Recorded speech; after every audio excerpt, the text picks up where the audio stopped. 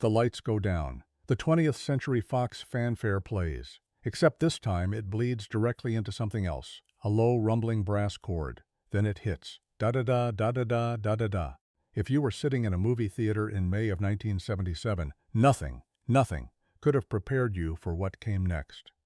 A massive star destroyer, impossibly large, filling the entire screen from edge to edge, chasing a tiny rebel ship through a sky thick with laser fire.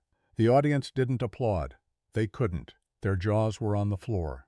That moment, those first 90 seconds, didn't just open a movie. They split cinema history into two eras, before Star Wars and after.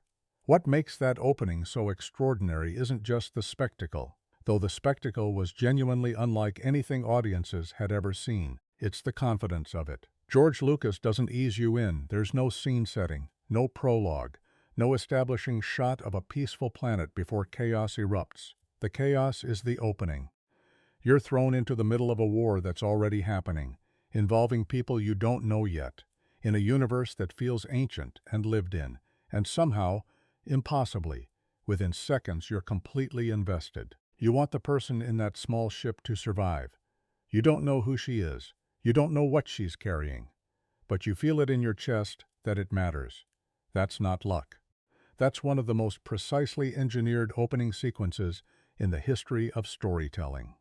But here's what makes the achievement even more staggering. Nobody believed it was going to work. The world before the stars to understand what A New Hope meant, really meant. You have to understand what American cinema looked like in 1977, and, more importantly, what American culture felt like. The country was exhausted. Watergate had gutted public trust in institutions. The Vietnam War had ended in humiliation and national trauma. The economy was stagflating. Cities like New York were in genuine crisis, near bankruptcy, violent, chaotic.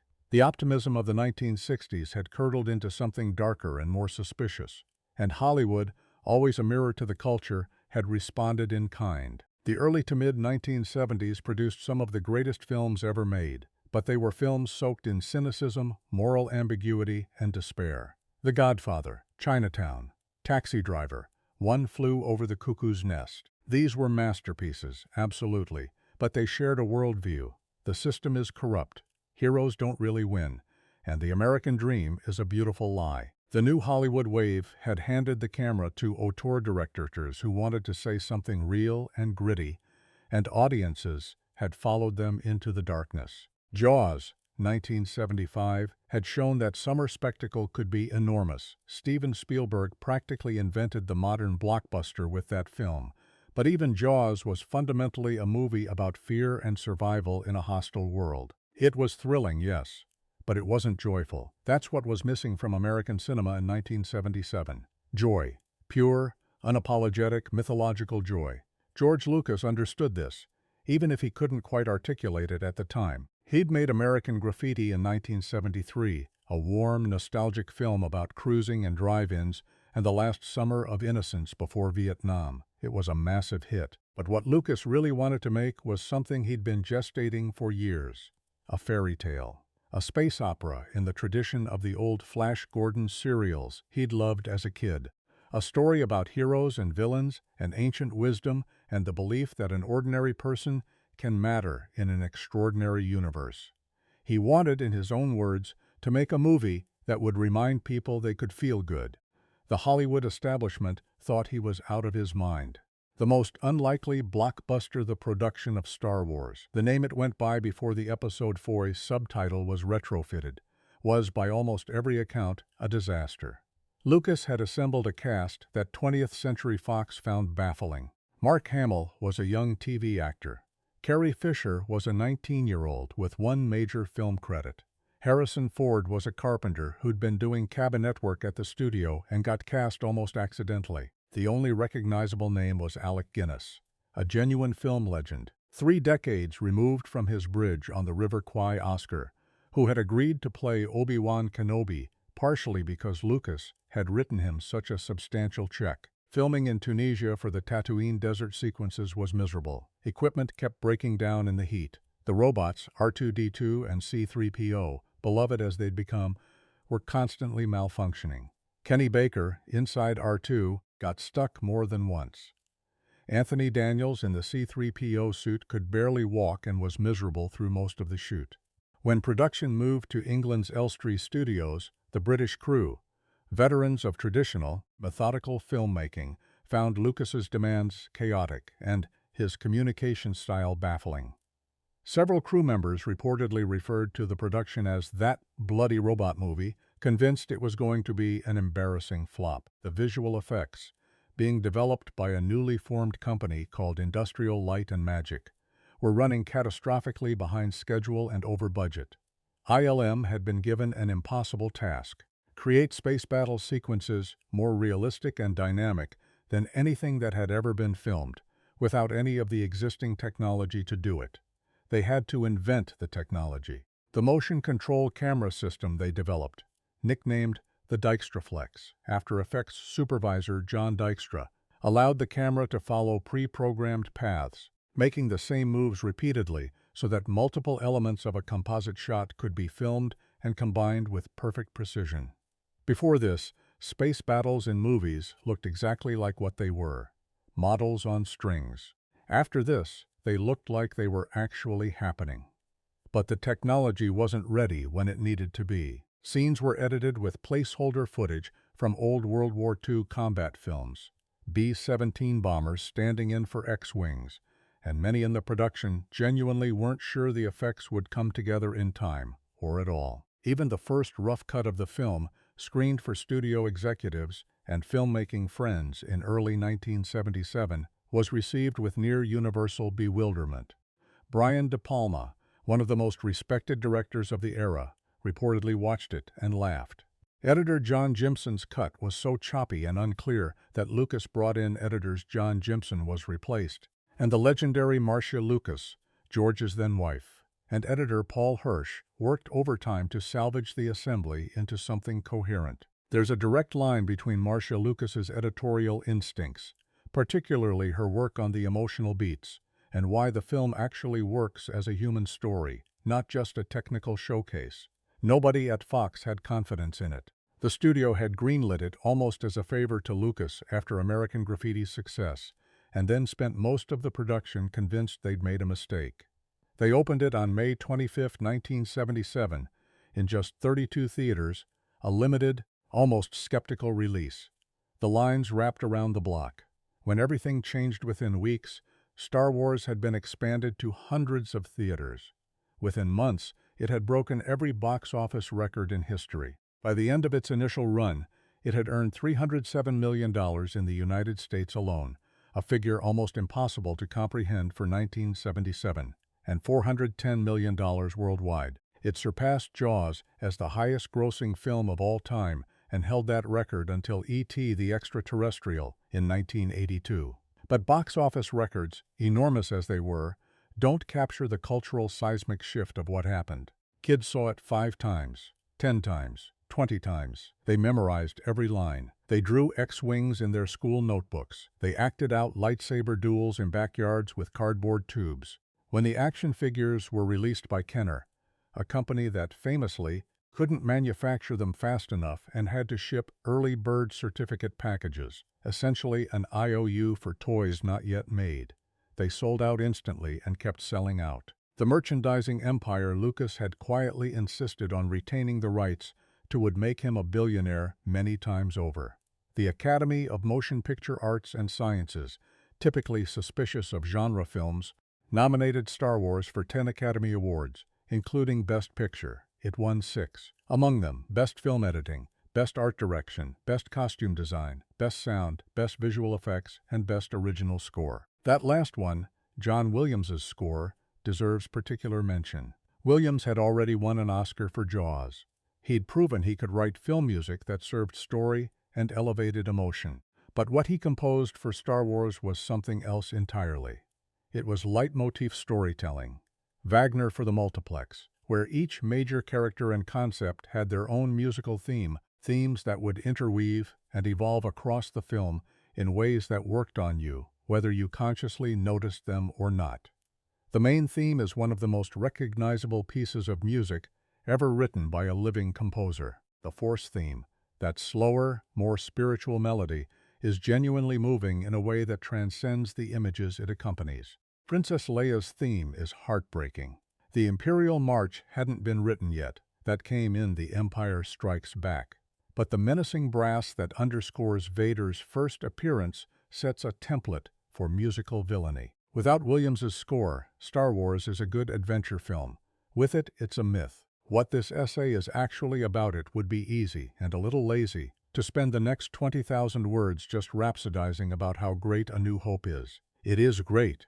Spectacularly, durably, almost inexplicably great. But what I want to do is understand why. To take apart the machine and look at the gears.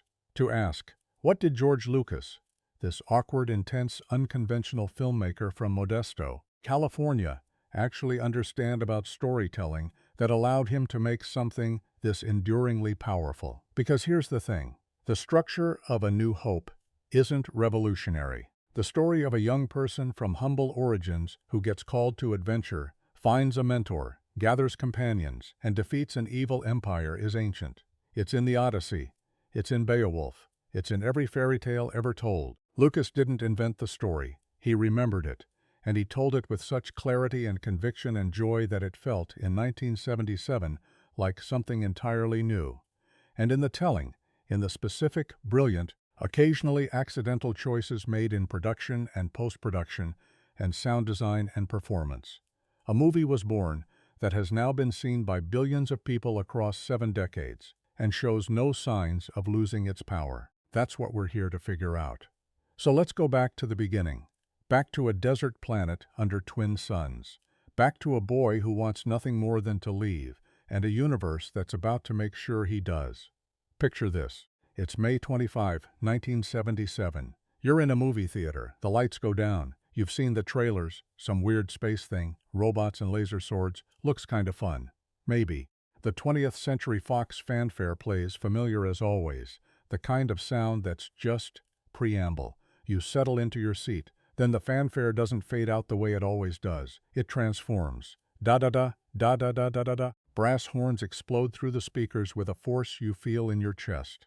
The screen fills with stars. And then, out of nowhere, a tiny rebel ship streaks overhead, blasting into the frame. And right behind it, eating the entire top of the screen, filling your vision from left to right and still going, comes the Star Destroyer. It just keeps coming. An impossible slab of gray steel and firepower that seems to have no end. The audience doesn't know whether to scream or applaud or simply stop breathing. Most of them just stop breathing. In 90 seconds, without a single line of dialogue, without a character introduction, without any of the conventional scaffolding that movies use to ease you into their world. George Lucas had done something that no filmmaker had ever quite managed before.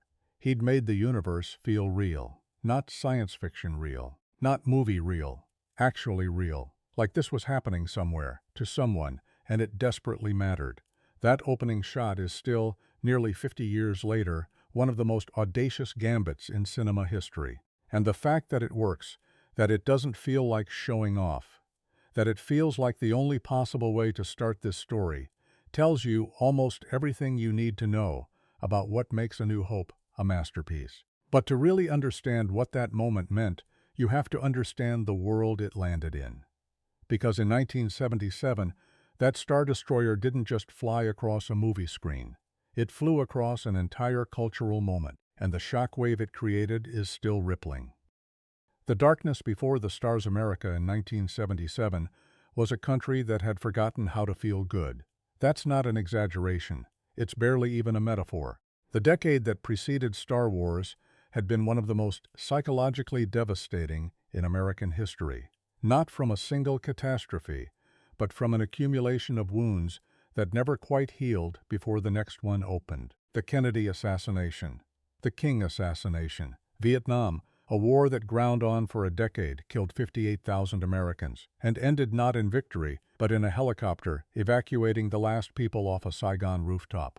Watergate, which didn't just remove a president, but corroded the basic American faith that the people in charge were, on some fundamental level, trustworthy. The oil crisis. Double-digit inflation. New York City, the cultural capital of the country, teetering on the edge of bankruptcy, its streets genuinely dangerous. Graffiti covering every surface, the city's famous swagger replaced by something that looked a lot like despair. Hollywood, as it always does, reflected the culture perfectly. And in the early to mid-1970s, the culture it was reflecting was dark. What got called the New Hollywood movement, the era of Coppola, Scorsese, Ashby, Altman, Cassavetes, produced some of the greatest American films ever made. The Godfather, Chinatown, Taxi Driver, One Flew Over the Cuckoo's Nest, Nashville, films of stunning craft and genuine moral complexity. Films that looked the American dream in the face and found it corrupt, hollow, or simply out of reach. The heroes in these movies didn't really win. They compromised, or they broke down, or they were destroyed by systems too big and too indifferent to care about one person's decency. Michael Corleone doesn't triumph, he becomes the thing he feared. J.J. Giddy's in Chinatown does everything right and still watches an innocent woman die because power protects itself. Travis Bickle in Taxi Driver is a vigilante we're supposed to be disturbed by, not cheering for. These were brilliant films, important films, but they shared a fundamental worldview. Cynicism is wisdom, hope is naive, and anyone who tells you different is trying to sell you something. Steven Spielberg had cracked something open with Jaws in 1975, proven that a summer movie could generate cultural hysteria, that a single film could dominate the conversation for months, that spectacle and craft didn't have to be in opposition. But even Jaws was, at its core, a film about fear, a primal, beautifully constructed film about fear. It thrilled you and terrified you and made you never want to go back in the water. Joy wasn't really the point. George Lucas wanted to make a movie about joy. He would later describe it as wanting to make a film that would make people feel better. That sounds embarrassingly simple when you say it out loud, like a greeting card aspiration dressed up in filmmaker language. But in 1977, after everything America had been through, making people feel genuinely, uncomplicatedly good was a radical act. It was almost a political statement. It was saying, heroism is real, evil can be defeated, an ordinary person from nowhere can change everything, and the universe, for all its terrors, is fundamentally worth fighting for. Lucas understood something that the sophisticated cineastes of New Hollywood had talked themselves out of believing. That myth matters, that fairy tales aren't childish, that the oldest stories keep getting told because they're true in a way that transcends fact. He'd been studying that for years before a frame of Star Wars was ever shot. The mythology student the seeds of Star Wars were planted not in a film school editing bay, but in a library. Specifically, in the work of Joseph Campbell, the comparative mythologist, whose 1949 book, The Hero with a Thousand Faces, identified a single, recurring narrative structure across cultures and centuries, from ancient Sumerian myth to Greek tragedy, to the stories of the Bible, to Japanese samurai tales. Campbell called this structure the monomyth, or the hero's journey, and its basic shape is probably familiar to you even if you've never heard his name. An ordinary person receives a call to adventure. They resist. A mentor helps them accept it. They cross a threshold into a new world. They face trials, gather allies, confront their deepest fears, and ultimately return transformed, carrying something of value back to their community. Simple, ancient, universal. Lucas had absorbed Campbell's ideas deeply, and he built Star Wars as a conscious attempt to create a modern myth using that architecture. Not as a gimmick or an intellectual exercise, but because he genuinely believed that this was what audiences were starving for. People needed myth. They needed to feel, even vicariously, that the individual could matter. That one person in the right moment, with enough courage and enough faith in something larger than themselves, could actually change things. In 1977, that was the most radical idea in Hollywood. But here's what Lucas understood that a lesser filmmaker might have missed. Myth only works if it feels real. You can't tell a fairy tale in a fairy tale voice. You have to commit to it completely, make the world detailed and lived in and specific, and then trust the ancient resonance to do its work underneath the surface. The result had to feel, paradoxically, both timeless and immediate. This is why the opening crawl, those yellow letters scrolling up into an infinite starfield, is such a stroke of genius. A long time ago in a galaxy far, far away. It's the space opera equivalent of Once Upon a Time. It signals immediately that this is a myth, a legend, something that exists in the same emotional register as stories told around fires for 10,000 years. And then the John Williams fanfare hits, and you're in it, and the rational part of your brain that might have resisted, the cynical, post-Vietnam, post-Watergate part, simply doesn't get a chance to raise its hand. Lucas had bypassed the skepticism of the era. He'd smuggled hope into theaters. The film that shouldn't have existed, what makes A New Hope's success genuinely astonishing, and what every serious analysis of it has to grapple with, is how comprehensively everyone involved expected it to fail.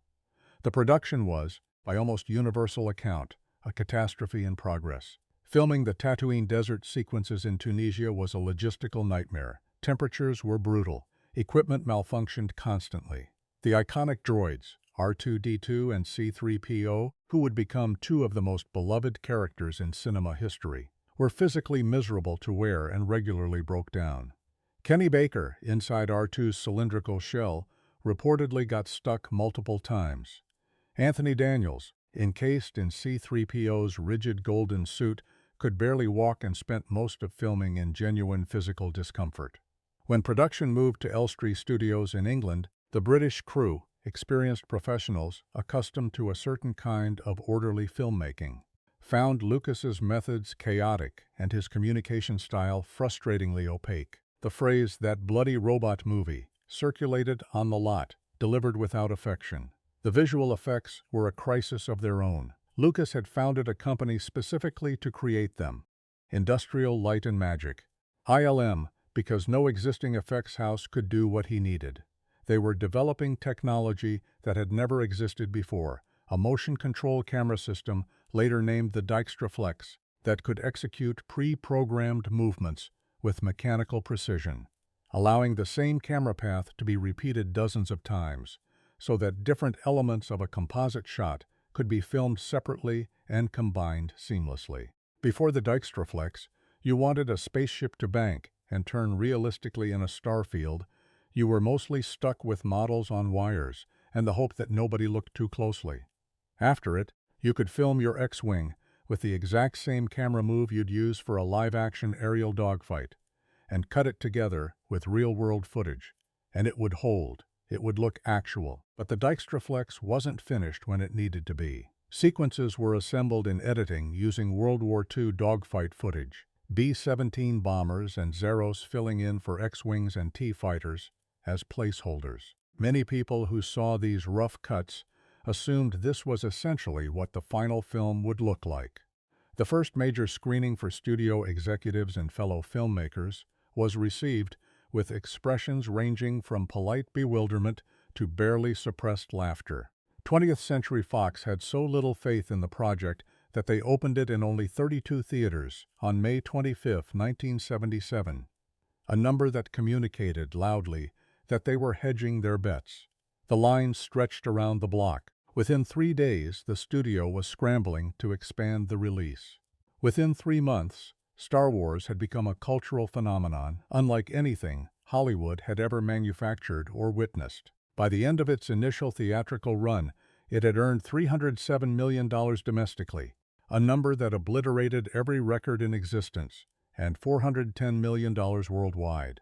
It surpassed Jaws as the highest-grossing film in history, a record it held until E.T. in 1982. The Academy nominated it for 10 Oscars. It won 6, including Best Visual Effects, Best Sound, Best Film Editing, and, memorably, movingly, Best Original Score for John Williams, whose music hadn't just served the film, but transformed it into something that existed on a different emotional frequency entirely. Kids saw it not once, but 5 times, 10 times, 20 times. Parents reported children memorizing every line.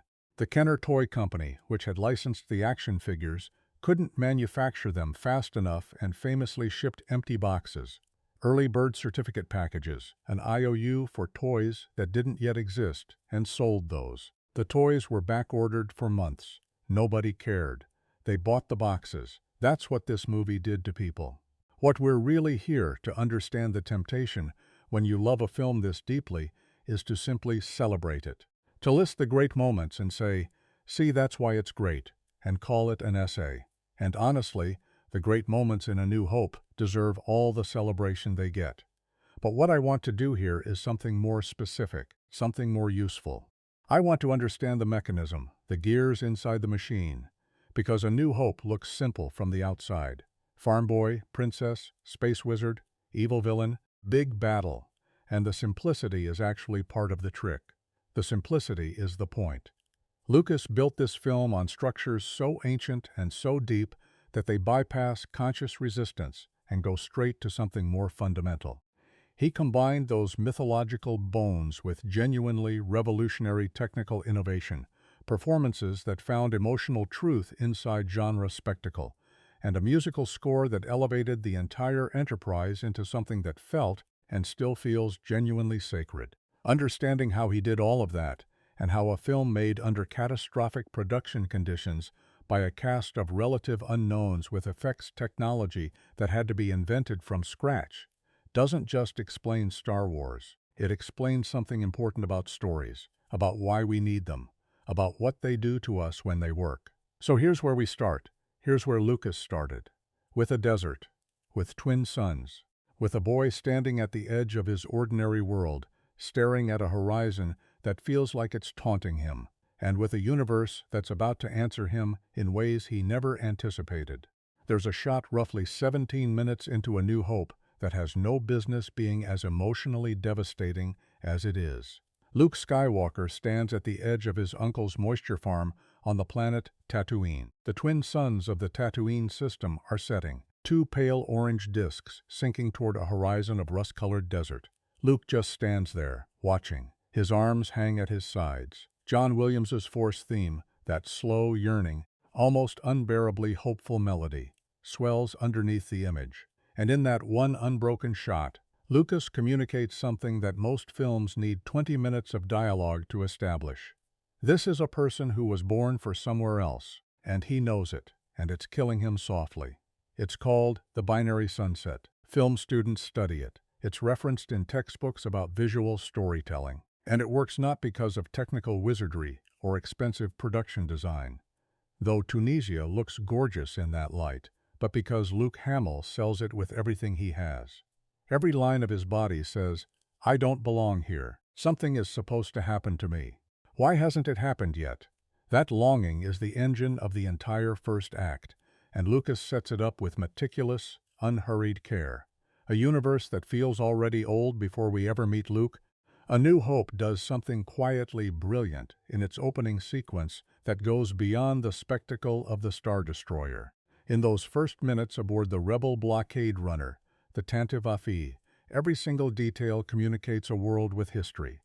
The corridors are scuffed and utilitarian. The Rebel soldiers wear mismatched equipment that looks like it was assembled from whatever was available. The Imperial stormtroopers, when they breach the hull, carry themselves with the casual efficiency of soldiers who've done this 100 times before. The battle damage to the ship's interior looks real, not like a set, but like something that has actually been shot at. This is the used universe aesthetic, a term that has since entered the vocabulary of science fiction filmmaking, and it was largely George Lucas's invention.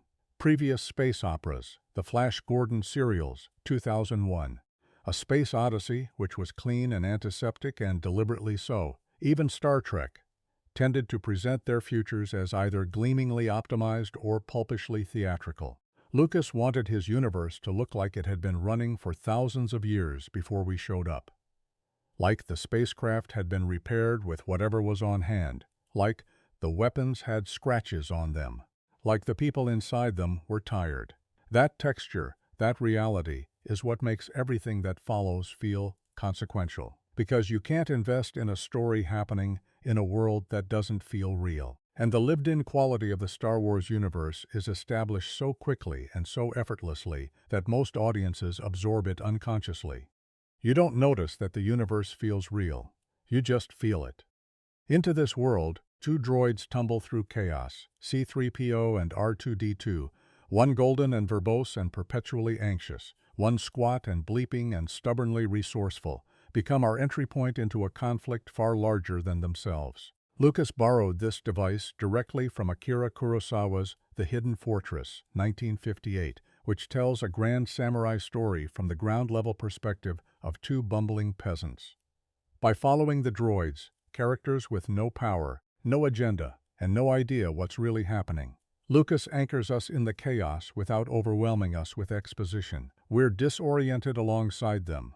Their smallness makes the scale feel bigger. R2-D2 carries a message. A holographic recording of a young woman in white, her voice urgent and precise. "Help me, Obi-Wan Kenobi. You're my only hope." It's 13 words. It's one of the most famous lines in cinema history. And it works because Carrie Fisher, who was 19 years old during filming and already sharper than half the people on set, delivers it not as a distress cry, but as a statement of fact.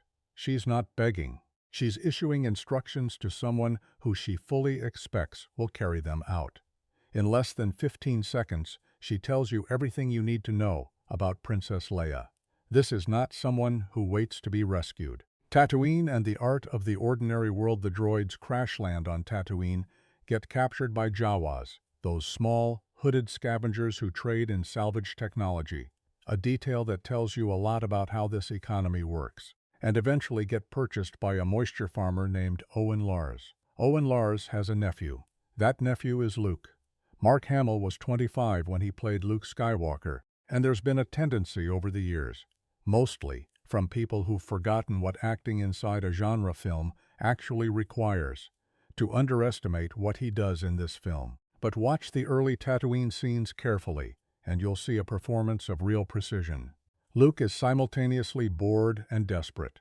He's competent, clearly capable, clearly smart, clearly skilled enough to want more than Tatooine is offering him. But he's also constrained by duty and circumstance, and an uncle who keeps telling him, maybe next year. Hamill plays that tension without ever tipping into petulance. Luke could be annoying. He could be the whiny protagonist who makes you want to shake him. He never quite crosses that line, and that's not an accident. It's a calibrated performance inside a very demanding constraint. His relationship with Uncle Owen, Phil Brown, and Aunt Beru, Shellig Fraser, is sketched in with impressive economy. A single dinner table scene, Luke asking about applying to the academy, Owen deflecting, Beru quietly watching, tells you the full shape of this family dynamic. Owen loves Luke, but is afraid of what Luke could become. Beru understands Luke better and wants him to go but won't undercut Owen. Luke resents the restraint but can't quite bring himself to defy it outright. 3 characters. 1 scene. Complete emotional clarity. It's the kind of writing that looks simple and isn't. When Luke discovers R2-D2's partial message, the fragment of Princess Leia's hologram cut short and incomplete. He's intrigued but dismissive. The droid claims the full message is for someone named Obi-Wan Kenobi. Luke knows an old man called Ben Kenobi who lives out in the desert. He'd assumed the connection was coincidence. It isn't. But we don't know that yet, and neither does Luke, and that shared ignorance is precisely where the story wants us. The mentor appears Ben Kenobi. Obi-Wan lives in a stone dwelling carved into the desert cliffs, and when we first see him, Alec Guinness does something that no amount of special effects could replicate. He walks into frame and immediately creates the sense that this man has seen things. Not performed things, not executed things, seen them, lived with them, carried the weight of them for a very long time. Guinness was 62 during filming, and he brought to the role not just technique, but an almost metaphysical quality of presence. He's calm in a way that suggests hard-won serenity rather than emotional vacancy. Every line he delivers feels considered, measured, and true.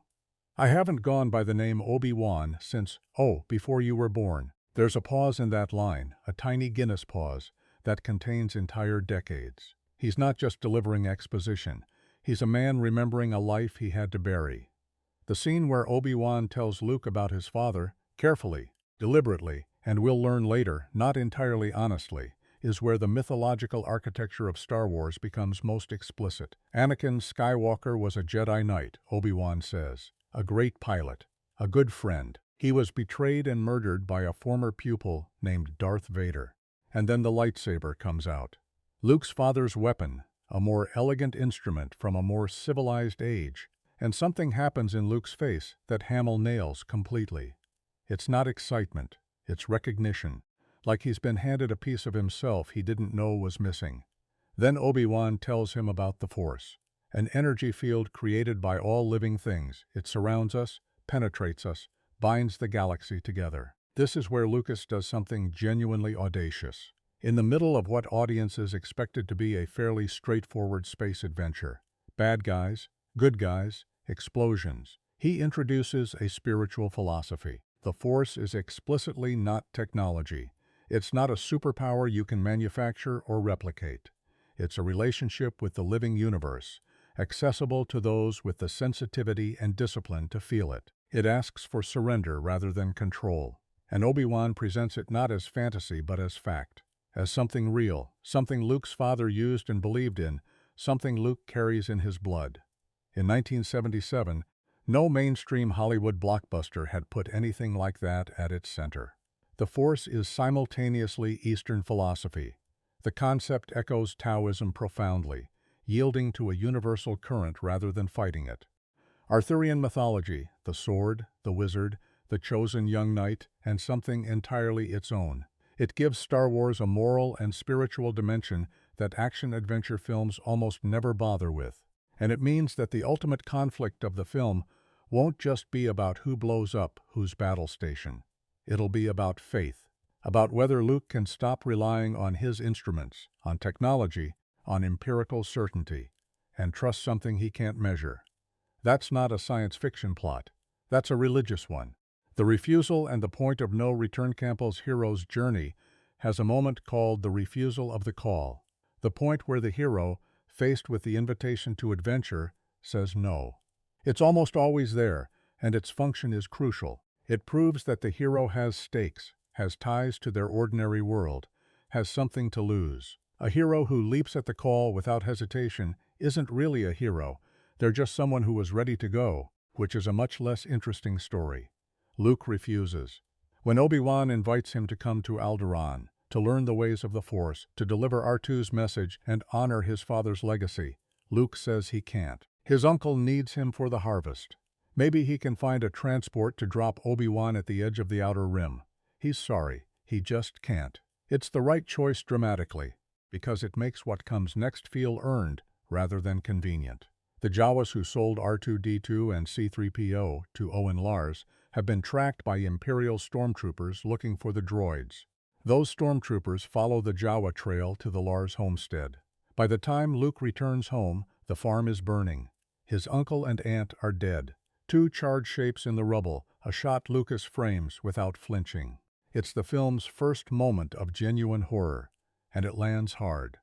Not because Owen and Beru have been developed into full characters with rich inner lives. The script hasn't had the space for that, and it knew enough not to try.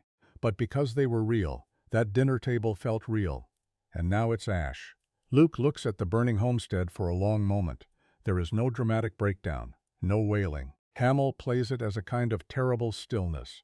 The quiet that comes after something breaks, and before the person realizes they have to keep moving. Then he turns around, goes back to Obi-Wan. I want to come with you to Alderaan. There's nothing for me here now. I want to learn the ways of the Force and become a Jedi like my father. That's the threshold crossed. That's the ordinary world gone. From this moment on, there is no path back to the moisture farm, to the twin suns at sunset, to the life that was always too small for him anyway. The hero's journey has begun in earnest, and the universe, enormous, dangerous, and somehow still beautiful, is waiting on the other side. Maz Eisley and the larger world Obi-Wan calls Maz Eisley a wretched hive of scum and villainy, with the cheerful pragmatism of someone who has navigated worse. And when Luke and the droids and the old Jedi roll into that desert spaceport in their land speeder, the film does something brilliant. It delivers on the promise of the used universe at human scale. The Mos Eisley Cantina is one of the most imaginative and effortlessly realized locations in cinema history. It's dirty, it's loud. The bartender has a prejudice against droids. The band, the Figrin Dawn and the modal nodes, playing that jaunty, slightly sinister jazz number that has been burrowing into human brains for nearly 50 years, plays on with the disinterest of musicians who have seen everything and are impressed by none of it. Aliens of every conceivable morphology pack the booths and bar stools with the casual normality of regulars at any neighborhood dive. Lucas designed the cantina as a demonstration of scale. The universe is so full of life, so varied, so old, that even a backwater desert port looks like this. You're not in Kansas or Tatooine. You're somewhere genuinely different, genuinely vast, and the strangeness is entirely unremarkable to the people who live here. And in a corner booth, nursing a drink and studying the room with the relaxed alertness of a man who survives by knowing where the exits are, sits Han Solo. The story is about to get very, very interesting. Han Solo shoots first. That's not just a piece of trivia or a fan debate talking point, though it has become both of those things loudly and passionately across decades of argument. It's a character definition. In the 1977 cut of the film, Han Solo sits across from Greedo, a bounty hunter who's found him on behalf of the gangster Jabba the Hutt, and while Greedo monologues about collecting the price on Han's head, Han quietly draws his blaster under the table and shoots Greedo dead before Greedo can pull his own trigger. He drops a coin on the bar, sorry about the mess, and walks out. That moment tells you everything about who Han Solo is at the beginning of this story. He's not a hero, he's a survivor. He operates on a simple, self-interested moral calculus. What keeps Han Solo alive is good, what threatens Han Solo is bad, and sentimentality is a luxury that gets people killed. He's charming about it. Harrison Ford weaponizes charm the way other actors weaponize intensity, but the charm is a tool, not an identity. Underneath it is a man who has made peace with being exactly who he is, and who he is isn't particularly admirable, which is precisely what makes his arc one of the most satisfying in the film. The deal in the booth when Obi-Wan and Luke sit down across from Han and his co-pilot Chewbacca, a Wookiee, enormous and covered in brown fur, who communicates in growls and roars that Han translates with the fluency of long familiarity. The negotiation that follows is a masterclass in character economy. Every line of dialogue does double work, advancing the plot and revealing personality simultaneously. Obi-Wan needs passage to Alderaan. No questions asked. Fast ship discreet. Han quotes an outrageous price. Luke bristles. Han doesn't budge. You can either pay me or get out of my way. When Luke pushes back, suggesting that the Millennium Falcon doesn't look like much, Han's response carries a wounded pride he can't quite suppress. She's the ship that made the Kessel Run in less than 12 parsecs. Whether that's a boast or a bluff, and the film is perfectly happy to let you wonder. It tells you that Han's relationship with his ship is the most honest relationship he has. The Falcon is the one thing in his life he hasn't sold. The deal gets made. The Empire is closing in on Mos Eisley. Imperial stormtroopers are canvassing the port, looking for the droids, and the group barely makes it to the docking bay before a firefight erupts. The escape sequence is quick and chaotic, shot with handheld energy that puts you right inside the scramble, and then they're in space, the Falcon jumping to hyperspace in a streak of light, and Tatooine is gone. For Luke, the emotional weight of that jump is enormous. He's left everything he's ever known in the wake of its destruction, for a destination he's never seen. But Lucas wisely doesn't dwell on it. The film understands that grief needs space to breathe, not constant underscoring. Luke's moment of loss already happened in the ruins of the Lars homestead. Now we're moving. The story demands momentum, and momentum is what it gets. The Death Star cut to something else entirely. While our heroes are crossing the galaxy aboard the Millennium Falcon, the Empire is having a meeting. And it's in this meeting, aboard a space station called the Death Star, in an Imperial conference room full of uniformed officers seated around a table, that A New Hope reveals the full scope of its antagonist. The Death Star is the size of a moon. It's a fully armed and operational battle station capable of destroying an entire planet with a single focused beam of energy. And to demonstrate that they mean business, Grand Moff Tarkin, played by Peter Cushing with the elegant, clipped menace of a man who considers cruelty to be simply good administration, gives the order to fire on Alderaan, home planet of Princess Leia. The scene where Alderaan is destroyed is brief. That's the right choice. Lucas doesn't linger on the explosion, doesn't cut to people screaming on the planet's surface, doesn't milk it for manufactured tragedy. There's a flash of light, a cloud of debris where a planet used to be. Leia watches, holds herself together by will alone, and the horror of what just happened is communicated entirely through Carrie Fisher's face. The specific, terrible effort of someone who refuses to break in front of her torturers. Obi-Wan, aboard the Falcon, feels it through the Force. He staggers slightly. "I felt a great disturbance in the Force," he tells Luke, as if millions of voices suddenly cried out in terror and were suddenly silenced. It's a devastating line delivered with devastating quietness, and it does something smart. It makes the Force feel not like a superpower, but like a burden. To be connected to all living things means that when all living things on a planet die at once, you feel it. Every single one. The Death Star isn't just a plot device, it's a statement. It says, the Empire is not playing at evil, it has industrialized it. It has built a machine whose entire purpose is the elimination of resistance, not through conquest or negotiation, but through the simple, absolute erasure of anyone who might oppose them. Tarkin's logic, delivered with Cushing's reptilian calm, is almost more chilling than the weapon itself. Fear will keep the local systems in line. Fear of this battle station. In 1977, with the memory of World War II still very much alive, in the parents and grandparents of the audiences watching, the imagery registered with specific weight. The Death Star's officers in their gray uniforms, the ordered ranks of stormtroopers, the language of total control. Lucas had been explicit about the allegory. The Empire was inspired partly by Nazi Germany, partly by the machinery of the Vietnam War, partly by Nixon's America. The villains weren't exotic. They wore recognizable faces. Aboard the Falcon, character in transit the hyperspace journey to Alderaan gives the film a rare passage of breathing room, and Lucas uses it wisely.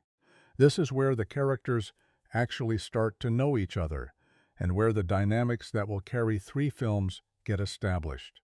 Luke trains with a remote, a small floating sphere that fires low-powered bolts, learning to deflect them with his lightsaber while wearing a helmet with the blast shield down, fighting completely blind. He misses every shot at first. Then Obi-Wan tells him to let go your conscious self and act on instinct, to stop trying to see and start trying to feel, and Luke blocks one. Han's reaction is wonderfully telling. He's dismissive, skeptical, and faintly unsettled. Han Solo does not like things he can't explain, because unexplainable things represent a category of the universe that his survival calculus can't account for. Hokey religions and ancient weapons are no match for a good blaster at your side, kid. It's a great line. It's also wrong, in a way that Han will come to understand by the end of the film. But that understanding has to be earned, and Lucas is patient about earning it. The chess-like game between R2-D2 and Chewbacca, which C-3PO nervously advises Luke to let the Wookiee win, is a smaller moment, but a revealing one. It's funny, genuinely, effortlessly funny. And the humor isn't a break from the film's emotional register, it's part of it. A New Hope understands that myth can be playful, that heroes can joke around, that the stakes don't have to crush every moment of lightness. The tonal balance Lucas maintains, serious when it needs to be, warm and funny when it can afford to be, is one of the most underappreciated achievements of the script. Caught in the tractor beam, they arrive at Alderaan's coordinates and find debris, a field of rock and dust where a planet used to be. Before anyone can process the horror of that, the Millennium Falcon is caught in the tractor beam of something enormous, the Death Star, which has been lying in wait. The ship is pulled inside, and our heroes, who came to deliver a message to a planet that no longer exists, find themselves inside the very machine that destroyed it. What follows is one of the most efficiently constructed sequences in the film. Hide in the smuggling compartments, fool the Imperial scanning crew, take their armor, move through the station. The operational logic of the infiltration is clear and followable. Lucas never loses you in the geography, and the tension mounts with simple, clean precision. Every scene has an objective. Every objective has an obstacle. The storytelling is almost mathematical in its clarity. It's also where Leia takes over. Luke and Han arrive at her cell block in stolen stormtrooper armor, executing a rescue that is immediately revealed to not be much of a rescue. They have no plan for getting out. Leia figures this out in approximately 15 seconds, grabs Luke's blaster, and shoots open a garbage chute. "Into the garbage chute, flyboy," she tells Han, with the specific disdain of someone who expected better and wasn't surprised not to get it. She is not waiting to be saved. She has never been waiting to be saved. The rescue is something happening around her while she takes charge of it. The garbage compactor sequence, sealed in a room filling with refuse and water, walls slowly closing in, with a large creature lurking somewhere beneath the surface, is the film's most purely visceral horror beat. Ben Burtt's sound design makes the groaning of the compactor walls feel genuinely threatening. The sense of helplessness is total, and even here, in a moment of maximum physical peril, the character dynamics stay consistent. Luke panics slightly, Han shoots at things that shouldn't be shot at, Leia problem solves, and C-3PO catastrophizes beautifully from the outside. They survive. Of course they survive. But the how matters. R2-D2, jacked into the Death Star's computer system, shuts the compactor down with seconds to spare. The droids keep saving everyone, and everyone keeps overlooking this fact. It's a running joke that's also a structural truth. The story moves on the backs of the smallest, least powerful characters. Obi-Wan's choice. While the others scramble to reach the Falcon, Obi-Wan moves alone through the Death Star's corridors toward the tractor beam controls. He shuts down the beam. The ship can now escape. And then, turning a corner, he comes face to face with Darth Vader. The duel that follows is, by modern action film standards, restrained almost to the point of stillness. Two men, circling each other with lightsabers, moving slowly, talking more than fighting. Nothing like the kinetic, acrobatic battles that the prequel trilogy would later deliver. And yet it carries a weight that those later duels, for all their visual spectacle, rarely match. Because this isn't a fight about winning. Obi-Wan has no intention of winning. He's already decided what this moment is for. "You can't win, Darth," he says calmly. "If you strike me down, I shall become more powerful than you can possibly imagine." And then he sees Luke, across the hangar, watching. He raises his lightsaber, smiles, a small, private smile of completion, closes his eyes. Vader's blade falls. Obi-Wan's robe collapses to the floor, empty. There is no body. He has become something else, something that belongs to the Force now, in a way that flesh couldn't quite contain. Luke screams. The scream is raw and uncontrolled and completely real, the sound of someone watching their new world shatter 3 days after the old one burned. Hamill doesn't modulate it or shape it. He just lets it happen. They escape. But the loss they carry out with them changes everything about the third act. Because Luke isn't just a kid on an adventure anymore. He's a kid carrying grief. And grief, as Obi-Wan was about to demonstrate, has a way of becoming fuel. "Run, Luke, run!" Even gone, the old man is still teaching. There's a moment in the Rebel briefing room, maybe 40 minutes before the end of the film, where General Dodonna pulls back the curtain on the Death Star's one structural weakness. A thermal exhaust port, 2 meters wide, leading directly to the main reactor. A precise proton torpedo shot down that port would trigger a chain reaction that would destroy the station. The assembled Rebel pilots absorbed this information. One of them, a seasoned X-Wing pilot, not a kid, not a rookie, says exactly what everyone in that room is thinking. That's impossible, even for a computer. Luke Skywalker, sitting a few rows back, says nothing. But something moves across his face, not confidence exactly, not arrogance, something quieter. The beginning of an understanding he doesn't fully have words for yet. That exchange is the entire third act in miniature. The conflict isn't really between the rebels and the Empire. It's between two ways of understanding the universe. One that says reality is defined by what instruments can measure, and one that says there are things instruments can't reach. The Battle of Yavin is where that philosophical argument gets settled. With explosions, yes.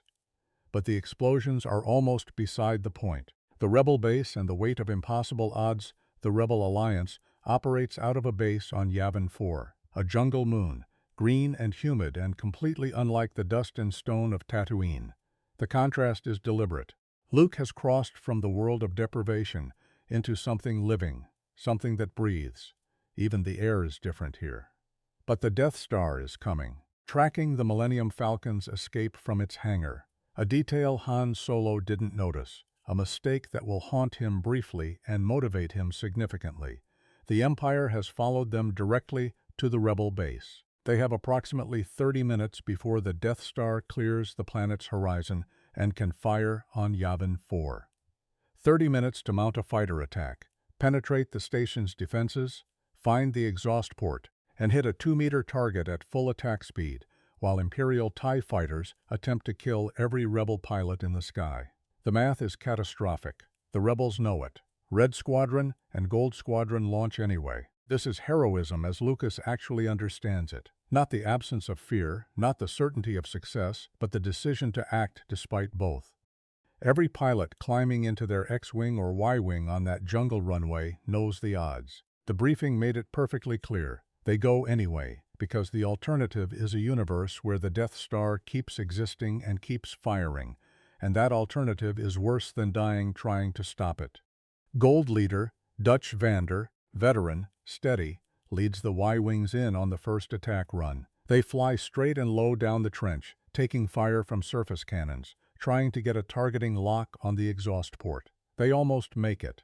Darth Vader, in a T-advanced fighter flanked by 2 wingmen, slides in behind them, and here the film does something that retroactively enriches everything we've understood about Vader up to this point. He's a pilot, an extraordinary one.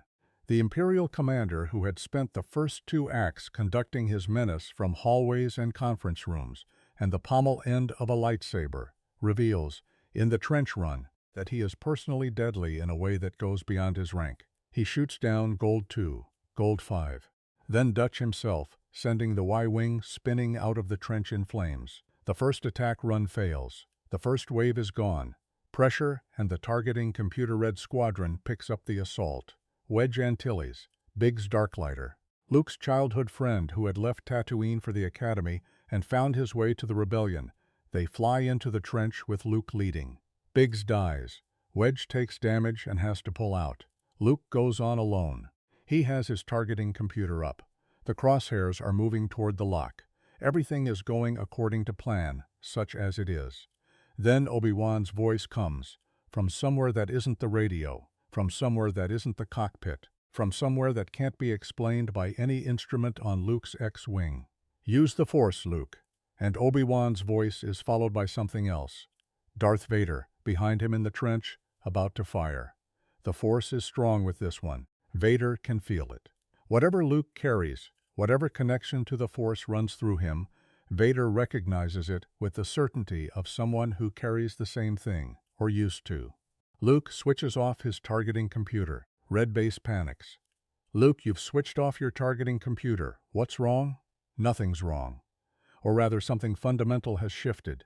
Luke has decided, in the span of a breath, under maximum pressure, with Vader's sights locked on him and 30 seconds before the Death Star can fire, to stop trying to see the shot and start trying to feel it.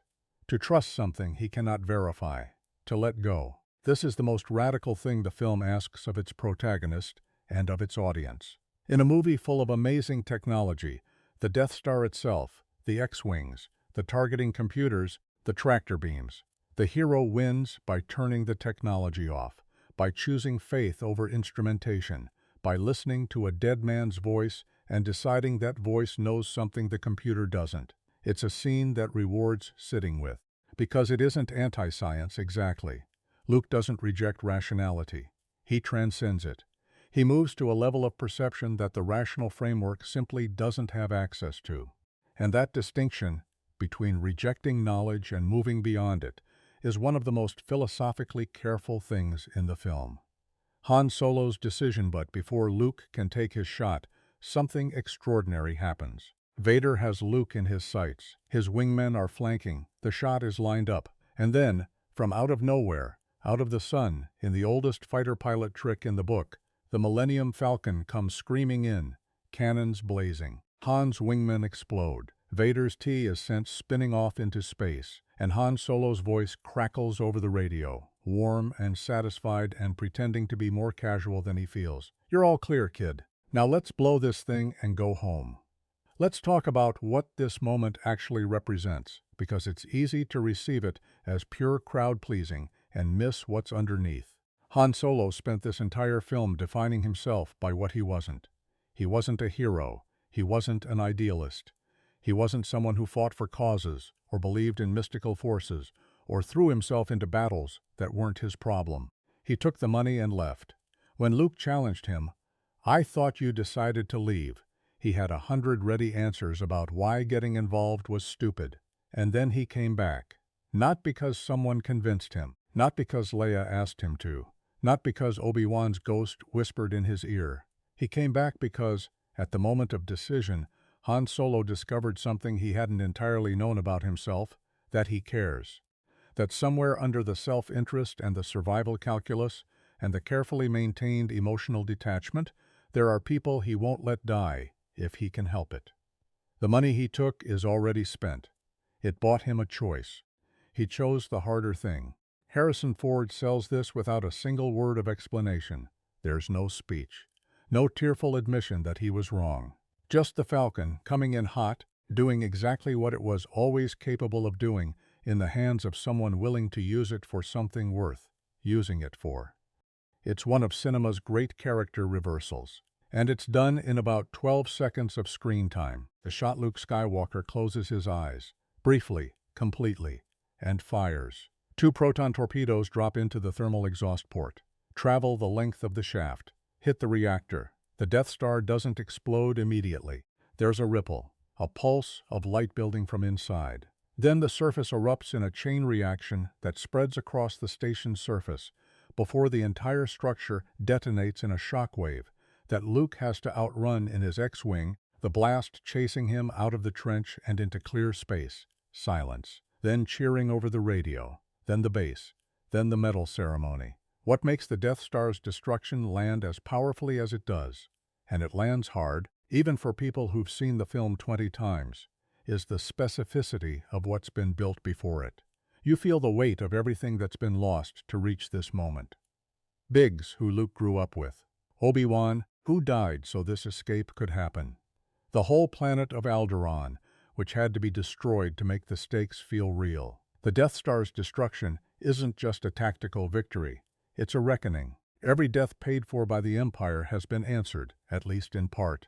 And the shot itself, the 2 torpedoes dropping into that tiny port, the reactor igniting, is a moment of pure, uncut catharsis. The audience that was holding its breath releases it all at once. The tension that Lucas has been carefully building since Vader's Star Destroyer filled the screen in the opening sequence, finally resolves, in fire and light, into something that feels like relief so profound it becomes joy.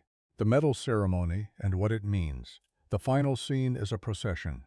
Luke and Han walk down a grand aisle in the Rebel base's main hall, Chewbacca between them, toward where Princess Leia waits with medals. The assembled Rebel fighters stand at attention. John Williams builds the main theme to its fullest, most triumphant statement, and Leia places medals around Luke and Han's necks while the crowd cheers. It's been criticized occasionally as too neat, too clean, too Hollywood. The galaxy has been saved, everyone's smiling, roll credits. But consider what the ceremony is actually doing. The rebellion has spent this entire film retreating, surviving, losing. They lost Alderaan, they lost pilots, they lost Obi-Wan. The Death Star was hours away from ending everything they'd built. And now, in this moment, they have won something. Not the war. The war is far from over. And anyone watching in 1977 who stuck around for The Empire Strikes Back 3 years later would learn exactly how far from over it was. But they've won today. They've proven that the Empire can be hurt, that its machinery isn't invincible, that one person, in the right moment with the right kind of faith, can change the trajectory of something enormous. The ceremony isn't naive, it's earned. And the distinction matters. Look at Leia's face during the ceremony. Fisher holds something back, a residual grief for Alderaan that doesn't vanish just because today was a victory. Look at Han, who is genuinely uncomfortable being celebrated, who hasn't quite processed the fact that he's become the thing he spent the whole film refusing to be. Look at Luke, who receives his medal with a quiet pride that's entirely different from the restless yearning of the binary sunset. The same face, transformed by everything that's happened to it. This is what the hero's journey looks like when it's working. Not the hero becoming someone unrecognizable, but the hero becoming more fully themselves. Luke hasn't stopped being the kid from Tatooine. He's just found out what that kid was always capable of. And somewhere out there, Darth Vader's TIE fighter is tumbling through the dark. Damaged, spinning, alive. The threat isn't eliminated. The villain survives. The story, the film understands, isn't over. It's barely begun. But for now, right now, there's this hall and these people and this music and this feeling. That'll do. Here's something worth sitting with before we dive into the characters of A New Hope individually. Every major figure in this film is, on paper, an archetype. The farm boy hero, the roguish smuggler, the captured princess, the wise old mentor, the faceless villain. These aren't original character concepts. They've existed in storytelling for millennia. In Greek epics, Norse sagas, medieval romances, Japanese jidaigeki. You could map them onto a dozen other stories without breaking a sweat. So why do Luke, Han, Leia, Vader, and Obi-Wan feel so specific, so irreplaceable? Why is it that you can describe the archetype to someone who's never seen the film, and they'll nod along, but the moment they actually watch it, something different happens, something that makes the archetype feel like a person? The answer is in the gap between what the script provides and what the performances deliver. Lucas wrote these characters with mythological clarity. Their functions in the story are precise and purposeful. But the actors brought a dimensionality that the page alone couldn't contain. And understanding that gap, that friction between archetype and individual, is the key to understanding why these characters have endured for nearly 50 years, while dozens of imitators have been forgotten. Luke Skywalker, the hero who almost wasn't. Let's start with the most misunderstood character in the film. Luke Skywalker gets a bad rap. Partly this is the fault of later cultural discourse. The tendency to celebrate Han Solo's cynicism as sophisticated and treat Luke's idealism as naive, as though believing in something is somehow less intelligent than believing in nothing.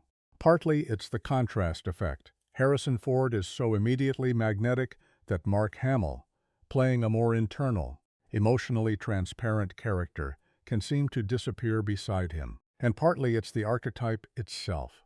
The young hero discovering their destiny is so familiar that audiences sometimes stop looking at the specific person inhabiting it. Stop looking away. Look at what Hamill is actually doing. From his first scene, complaining to his friend Cammy about missing the space battle, fixing his speeder, clocking the horizon with that restless, hungry gaze. Hamill builds Luke as someone simultaneously capable and constrained. This isn't a passive person waiting for fate to collect him. Luke works hard, flies well, knows his equipment, has genuine skills. What he lacks isn't ability, it's permission. Permission from Uncle Owen, from circumstance, from a universe that keeps telling him to be patient. Hamill plays the frustration without self-pity, the competence without arrogance, the longing without sentimentality. The character's internal journey in A New Hope runs along two parallel tracks. The external track, learning about the Force, escaping Tatooine, rescuing Leia, flying in the battle, is the adventure plot. The internal track is subtler and more interesting. Luke learning the difference between wanting to matter and actually being willing to pay the price for mattering. That price arrives in stages. The burning homestead, Obi-Wan's death, Biggs going down in the trench.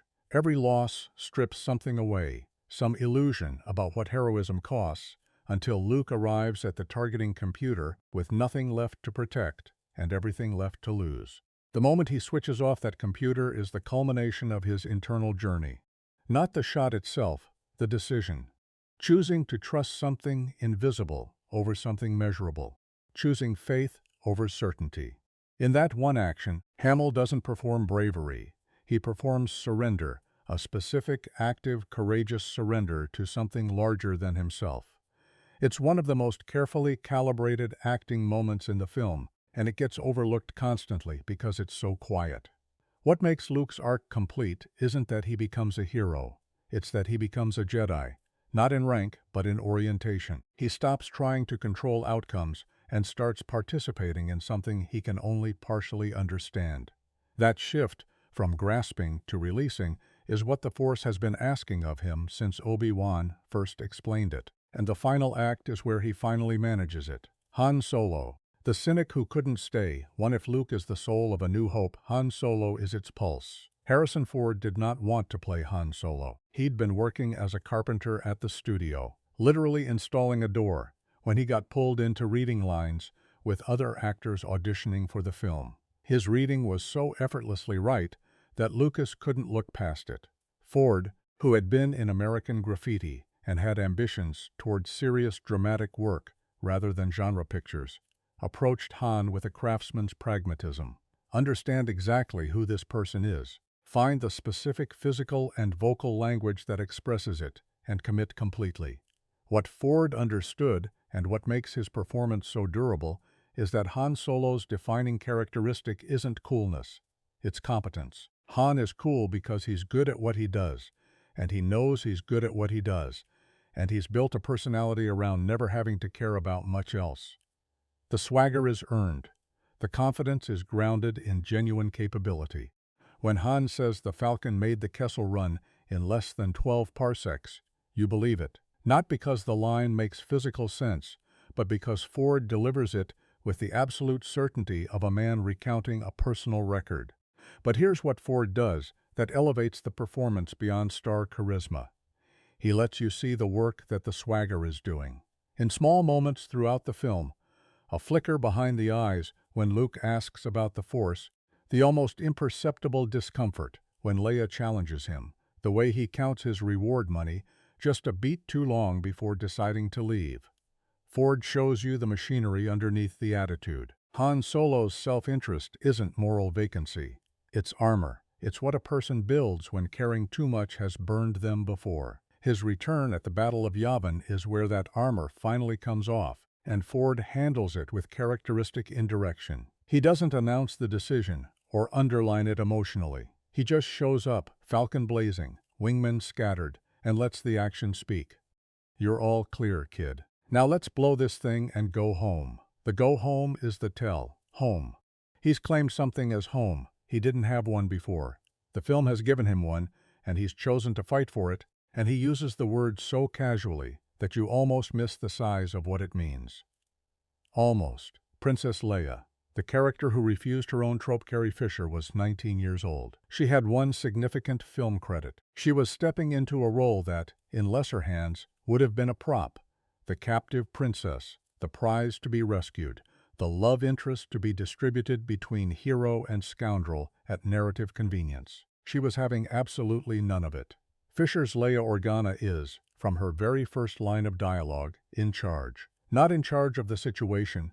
The situation is clearly terrible. She's been captured. Her planet is about to be destroyed. But in charge of herself. She controls how she responds, how she presents, what she gives away, and what she withholds. When Darth Vader enters the Tantive V's corridor and moves toward her, every other character in the scene retreats. Leia steps forward. She meets his gaze. She lies to his face with the practiced fluency of someone who's been in intelligence work since before most people would consider her an adult. This matters enormously in 1977, when the default mode for female characters in adventure films was varying degrees of distress and dependency.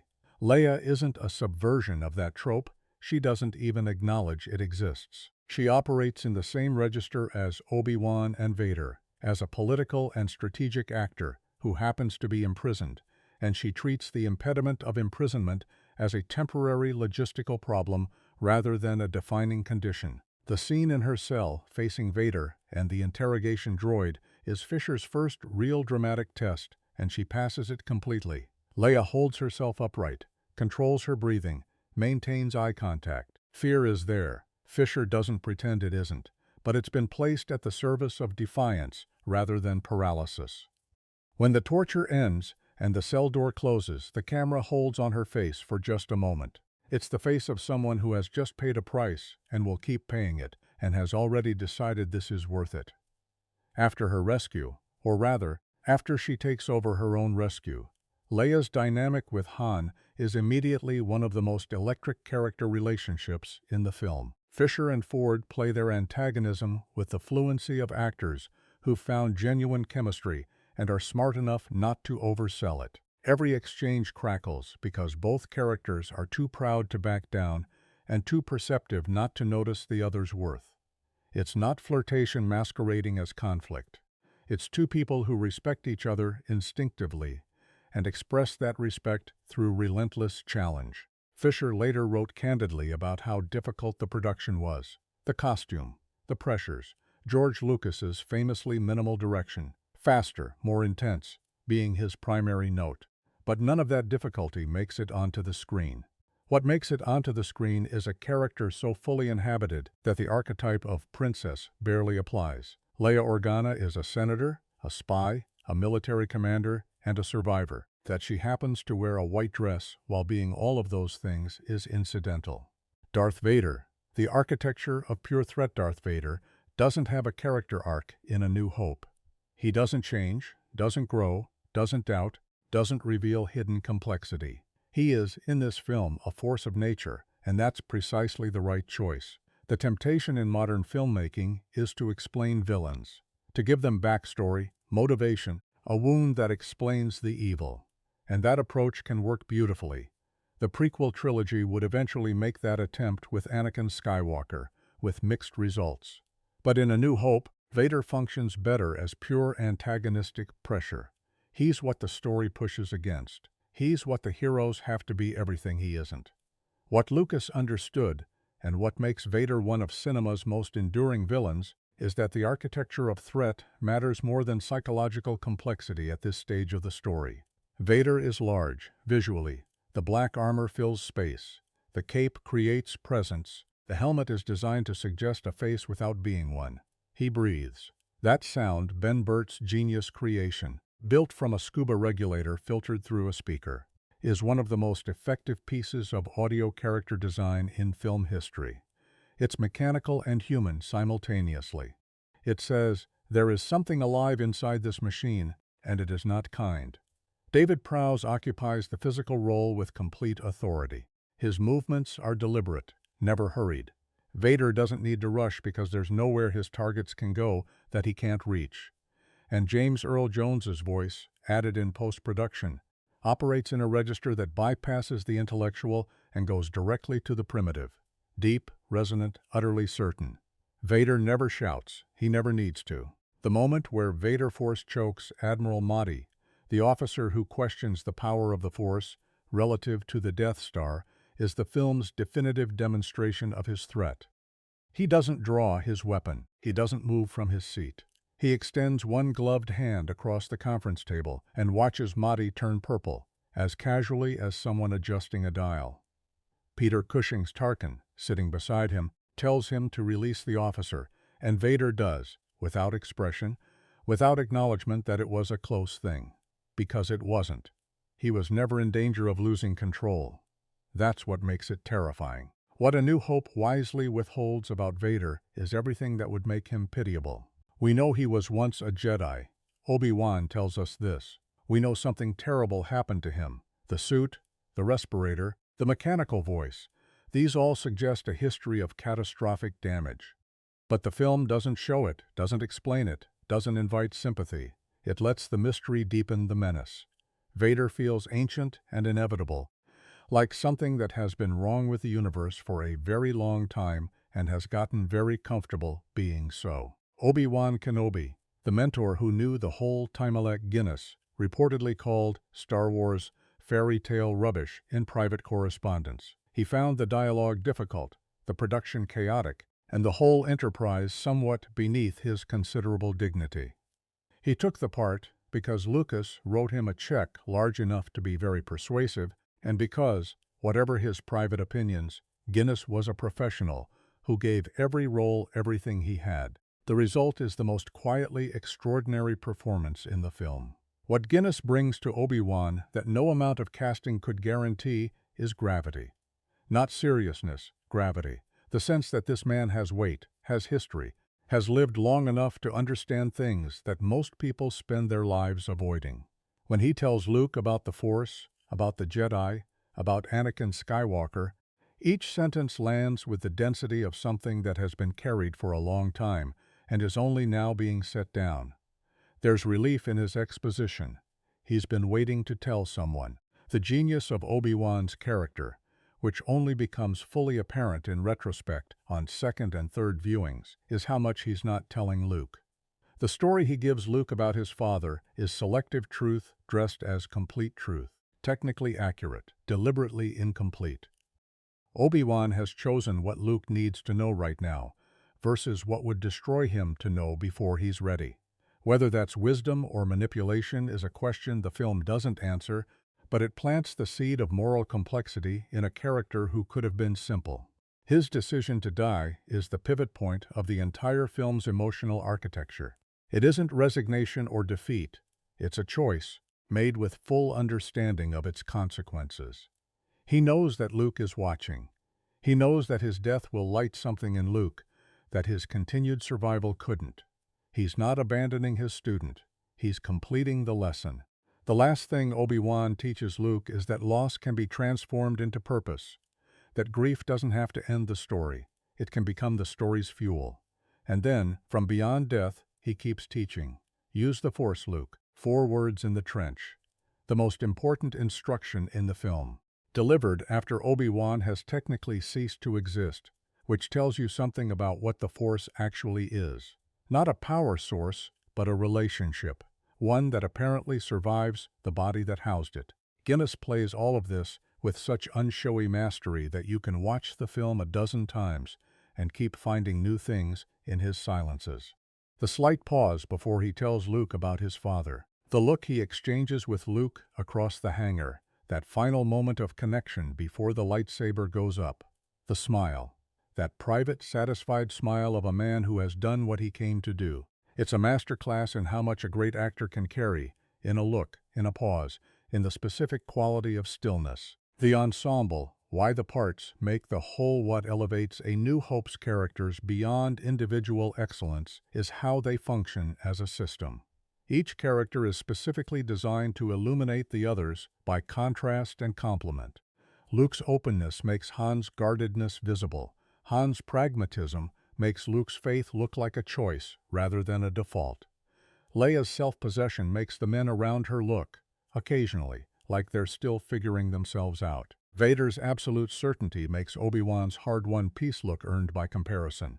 R2 and C-3PO, perpetually bickering, perpetually loyal, provide the human scale that keeps the mythology grounded in something warm and funny and recognizable. The film's most interesting character dynamic, actually, isn't Luke and Han or Luke and Vader. It's Luke and Leia in the Death Star corridor, right after Obi-Wan's death. Luke is breaking down. Leia puts her arms around him. She's just lost her entire planet, every person she knew, every place she loved, her parents, her history, and she's the one offering comfort. Fisher plays the moment with a heartbreaking restraint. She needs comfort too, badly, but she has chosen to be the person who gives it right now. Because someone has to, and she's the one capable of it. That one moment contains everything the film believes about strength. It isn't the absence of grief, it's the decision to act anyway. These characters feel real, not because they're complex in the way that prestige drama demands complexity, with contradictions and moral failures and fully articulated inner lives, but because they're consistent. They behave according to who they are, even when who they are is tested to the edge of its limits. And consistency in a character is its own kind of depth. It means the person has a self to be consistent with. In 1977, audiences had spent a decade watching movies where nobody was sure of anything, including who they were. Luke and Han and Leia and Obi-Wan arrived knowing exactly who they were, or discovering it with complete conviction. The relief of that was, for many people, enormous. Here's a question that doesn't get asked enough about A New Hope.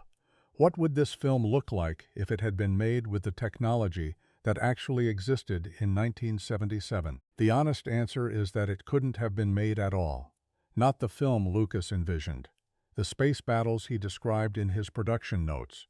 Dynamic, kinetic dogfights with cameras swooping around fighter craft at impossible angles cutting with the rhythm and energy of a World War II aerial combat sequence, were literally beyond the capability of any existing filmmaking technology.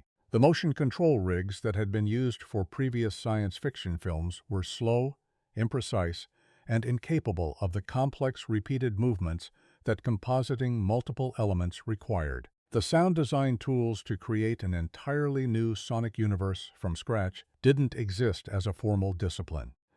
The editing techniques that would make a 2-hour space opera feel like it moved at the speed of thought were being developed in real time, in the cutting room, under enormous pressure. Every single major technical achievement of A New Hope required someone to either invent something new or use something existing in a way it had never been used before. The film is not just a story about people who believe impossible things can happen. It's a demonstration of that belief, executed in the making of it. Let's go deep on how they actually pulled it off. Industrial Light and Magic and the Dykstraflex. Reinventing space before Star Wars. The standard approach to filming spacecraft in science fiction movies involved physical models suspended on wires or mounted on rods, filmed against a blue screen or a star-field backdrop, with the camera stationary or moving on simple tracks. The results were functional but unconvincing.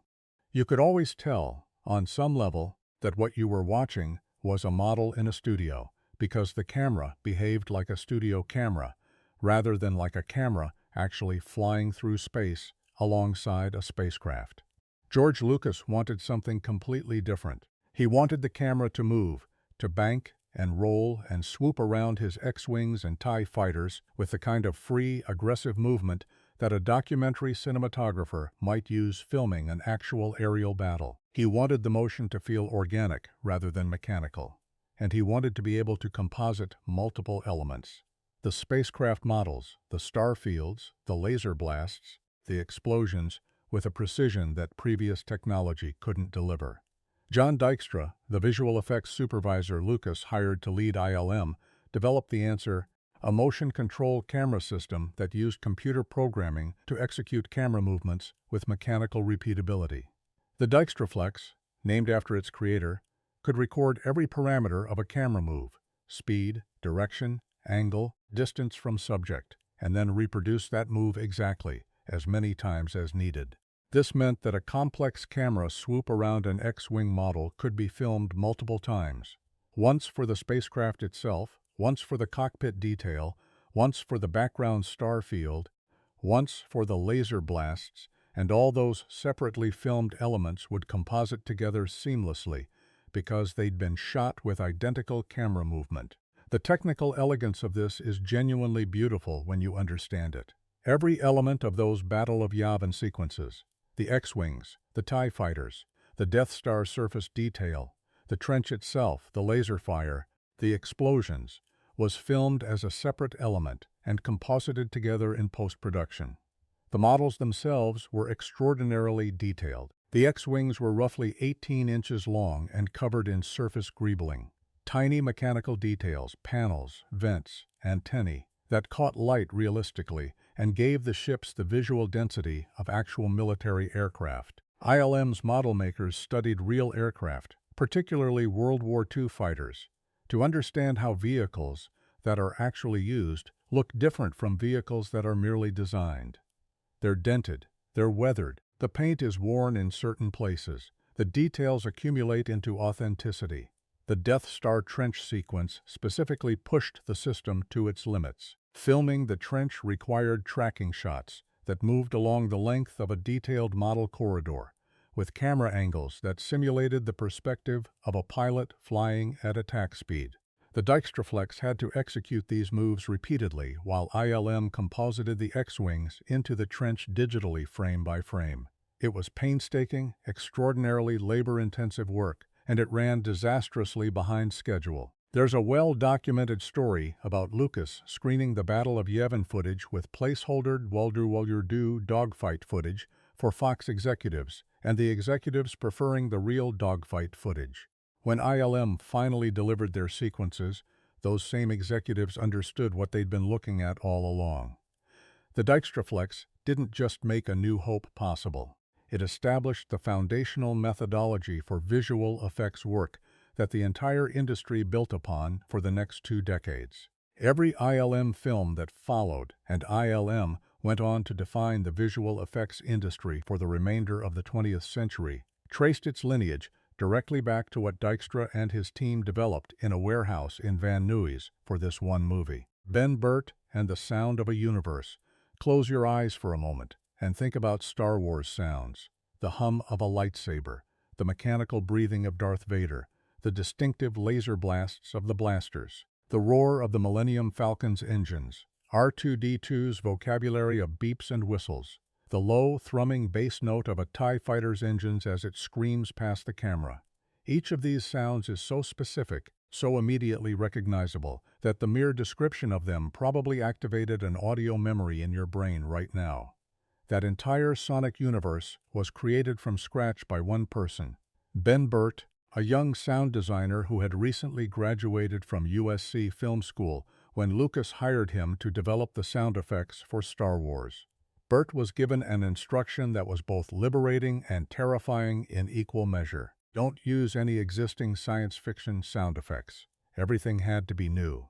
His methodology was to find sounds in the real world that had some of the feeling he was after. Not the sound itself, but some quality of it, and then manipulate, combine, and layer them until they became something entirely new while remaining emotionally resonant. The lightsaber hum, for instance, is a combination of 2 specific real-world sounds, the hum of a film projector motor and the buzz of interference from a microphone passing near an old cathode ray tube television set. Neither sound, played alone, sounds anything like a lightsaber. Combined and pitch-shifted, they create something that feels simultaneously mechanical and alive, dangerous and elegant, exactly the qualities the weapon needed. Darth Vader's breathing, possibly the single most recognizable sound effect in cinema history, was created from a scuba regulator, a device that produces a distinctively rhythmic inhalation-exhalation sound when in use. Burtt recorded it, filtered it, processed it, and built it into the template of everything Vader does. The breathing doesn't just characterize Vader, it communicates his fundamental nature every time he appears. He is machine and man fused. He breathes artificially, as a mechanical necessity, and the sound of it is both human and deeply wrong. You never forget, when you hear that sound, that something terrible happened to the person inside that suit. R2-D2's language is perhaps Burtt's most playful creation. Unable to use dialogue for a character who communicates entirely in electronic sounds, Burtt developed a vocabulary built from a combination of his own vocalizations, baby sounds, electronic tones, and synthesizer manipulations. The result is a character who communicates with complete emotional legibility. R2's bleeps and whistles convey urgency, satisfaction, irritation, affection, and fear with clarity that needs no translation, while remaining completely nonverbal. C-3PO translates for the audience occasionally, but mostly you don't need him to. You understand R2 directly. That's a sound design achievement of extraordinary sophistication. The TIE fighter engines deserve specific mention because they represent Burtt at his most counterintuitive. The sound, that distinctive screaming whoosh that is instantly separable from every other spacecraft sound in the film, is built from the recorded sound of an elephant call, combined with a car driving on wet pavement, an elephant and wet asphalt. The combination creates something that sounds like it's from the future, from space, from a technology that doesn't exist, while carrying the organic weight of something large and dangerous and alive. That's the genius of Burtt's approach throughout. The sounds feel both alien and familiar, which is exactly the emotional register that the film's universe needs to occupy. Burtt won a Special Achievement Academy Award for his work on Star Wars, a category that had to be created specifically because no existing award category covered what he'd done. He'd essentially invented the discipline of sound design as a formal craft, rather than a technical afterthought.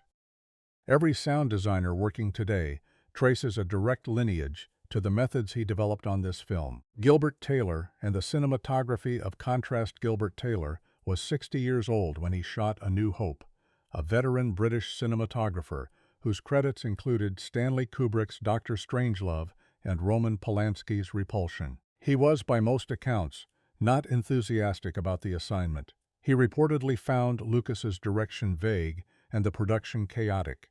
But the work he delivered is remarkable for reasons that aren't immediately obvious. What makes Taylor's cinematography distinctive in A New Hope is how it refuses to be consistently one thing.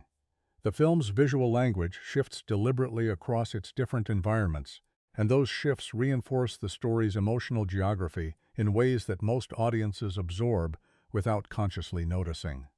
On Tatooine, Taylor shoots with a warmth that borders on harshness. The desert sequences have a bleached, overexposed quality as though the twin suns are genuinely too much. The light is real. Tunisia actually looks like that in the afternoon. But Taylor doesn't correct for it or soften it, and the result is that Tatooine feels hostile even in its beauty. It's a world that's hard to live in. The binary sunset is beautiful precisely because the light is a little too much. It's the kind of beauty that's tinged with discomfort. Aboard the Death Star, the visual grammar shifts completely. Taylor and production designer John Barry created a world of stark geometric corridors, white walls, hard angles, controlled lighting, that reads as the visual expression of imperial ideology, order enforced architecturally. There's no organic detail here, no warmth, no texture that suggests human habitation over time. The Death Star doesn't look like a place people live. It looks like a machine that people serve. The contrast with the Rebel base, with its stone walls, jungle light filtering in from outside, the warm disorder of an organization that's been improvising and surviving, is visually immediate and emotionally clear. Good guys and bad guys are distinguished as much by their production design as by their dialogue or their actions. Taylor's most underappreciated work in the film is the Millennium Falcon interior, a cramped, warm, slightly chaotic space that feels genuinely used, where the lighting comes from practical sources, instrument panels, overhead strips, that give the frame a naturalistic quality very different from both the desert and the Death Star. The Falcon is the most intimate location in the film, and Taylor shoots it accordingly, using tighter focal lengths that increase the sense of physical proximity between characters. John Williams and the score that became Mythology the case could be made, and I'm prepared to make it, that A New Hope would be a significantly lesser film without John Williams's score. Not a bad film, not an unsuccessful one, but significantly lesser. Because what Williams contributed isn't just musical accompaniment to images. It's a parallel emotional narrative, running alongside the visual story and deepening every beat it touches. Williams used a technique borrowed from 19th century opera, specifically from Wagner's concept of the leitmotif, where recurring musical themes are associated with specific characters, concepts, and emotional states. Each major element of the Star Wars universe has its own musical identity, and those identities develop and interact across the film in ways that work on you, whether you're consciously listening for them or not. The main theme, that opening brass fanfare, isn't just an exciting piece of music. It's a statement about the story's register. It announces, before a single image appears, that what follows is grand, heroic, and epic in the classical sense. It's the musical equivalent of Once Upon a Time, setting tonal expectations with absolute clarity. But listen to what Williams does with it across the film's running time. It appears in full force for the opening and the medal ceremony. But between those points it surfaces in fragments and variations, sometimes in the orchestra's lower registers, where it sounds tentative rather than triumphant, tracking Luke's emotional state rather than simply underscoring the action. The Force theme is different in character, slower, more searching, built around a four-note phrase that ascends with the quality of a question being answered. It appears first when Obi-Wan explains the Force to Luke, and its return during the trench run, when Obi-Wan's voice tells Luke to let go, is one of the most emotionally precise musical moments in the film. The theme has been associated with wonder and spiritual connection, and its reappearance at that exact moment tells you, on a frequency below conscious thought, that what Luke is being asked to do is the same thing that was explained to him in the desert. He's completing a lesson, The music confirms it. Princess Leia's theme, a slower, more melancholic melody introduced on solo horn, carries a sadness that the film doesn't always have space to articulate in dialogue. Leia has lost everything by the film's midpoint. Her planet is gone. Her mission is in jeopardy. Her freedom has been temporarily taken. The theme carries all of that weight without requiring the character to stop and articulate it, freeing Fisher to play Leia's stoic resilience, while the music acknowledges the cost underneath. Williams recorded the score over 8 sessions at Anvil Studios in England in early 1977, working with the London Symphony Orchestra. The recording captures a warmth and an organic complexity that purely electronic scores of the era couldn't approach. The interplay of real instruments, the breadth of live performance, the acoustic weight of a full orchestra in a room, all of it combining into something that feels lived in and emotionally immediate in ways that synthesizers simply couldn't replicate. The Academy Award for Best Original Score was richly deserved, but the award only partially captures what Williams contributed. The score doesn't just accompany A New Hope, it completes it. Without the music, the binary sunset is a pretty shot. With the Force theme swelling underneath, it's a mythological moment. Without the main theme, the medal ceremony is a scene of people standing around. With Williams giving it everything the orchestra has, it's a triumph. That distinction between a scene working and a scene resonating is what the score provides consistently across the film's entire running time. It's the difference between a good adventure film and something that people carry with them for the rest of their lives.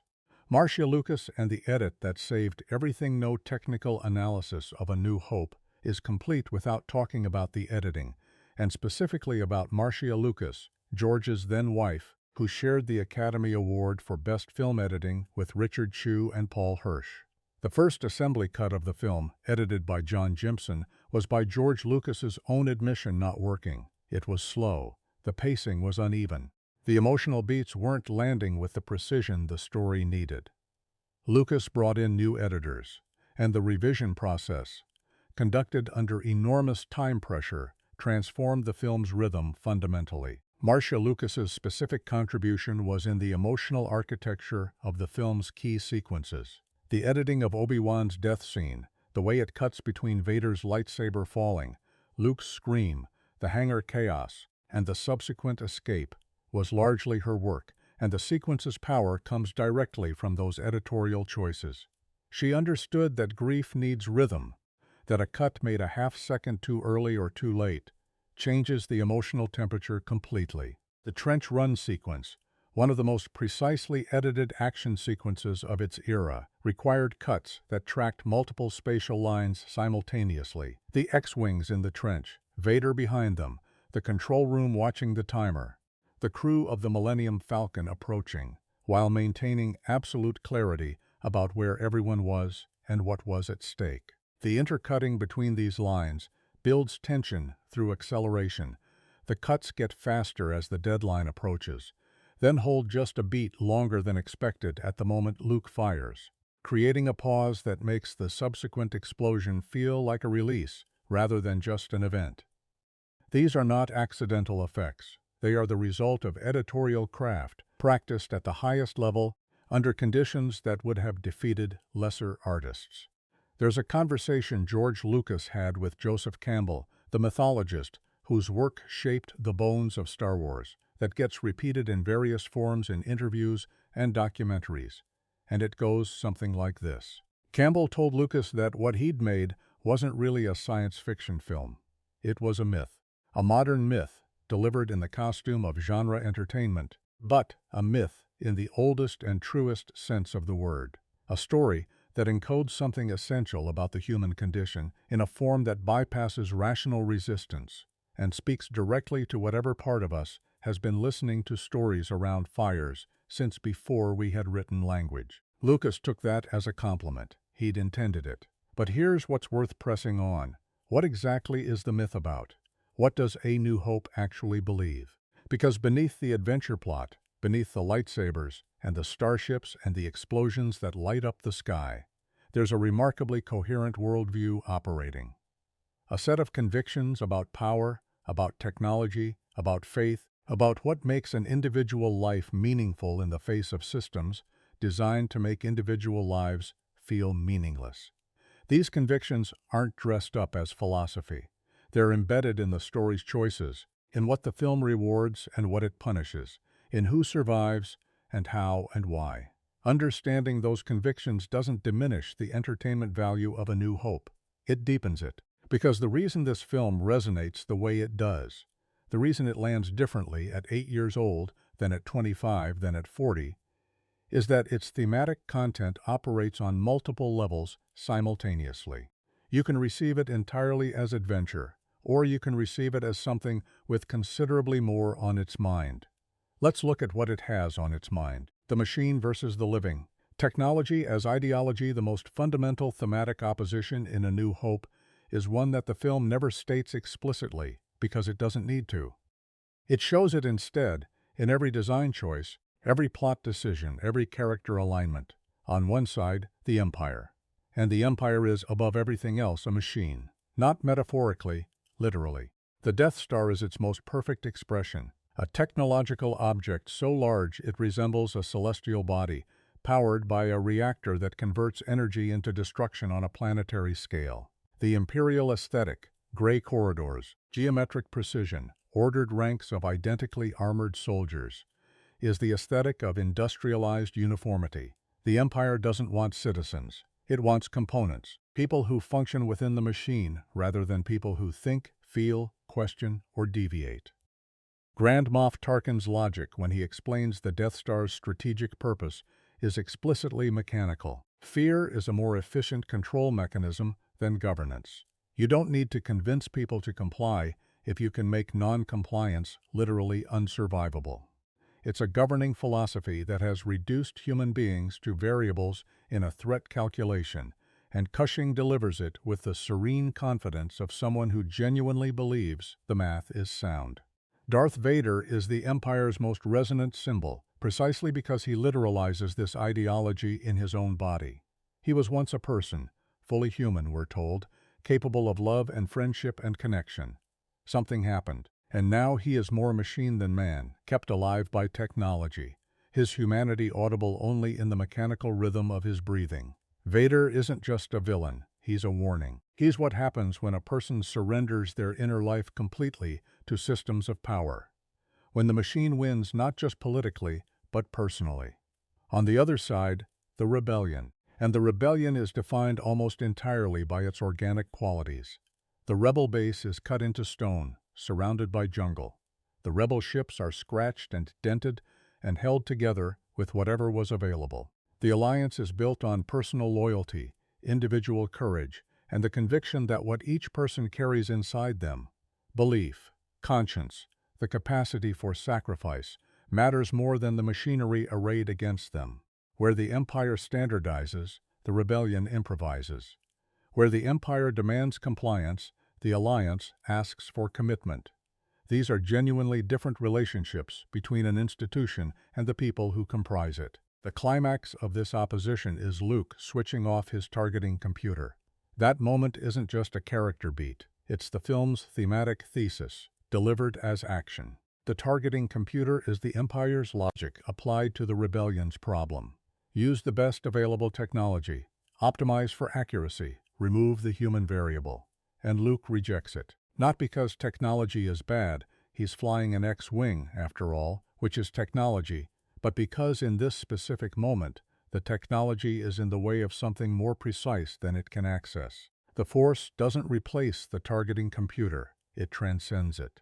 The Force, as living philosophy, the Force is the thematic heart of the film. And it's worth spending real time on what it actually is, what Lucas was reaching for when he constructed it. The Force is explicitly not a religion in the institutional sense. There are no temples in A New Hope, no clergy, no scripture, no ritual practice. There's a tradition, the Jedi, that has apparently been suppressed, nearly destroyed, reduced to an ancient religion that Imperial officers mock openly. What remains of it lives in one old man in a desert, who passes it to a young person before dying. What Obi-Wan describes when he explains the Force to Luke is something closer to a philosophy of attention. It surrounds us, penetrates us, binds the galaxy together. This is the language of connection rather than power.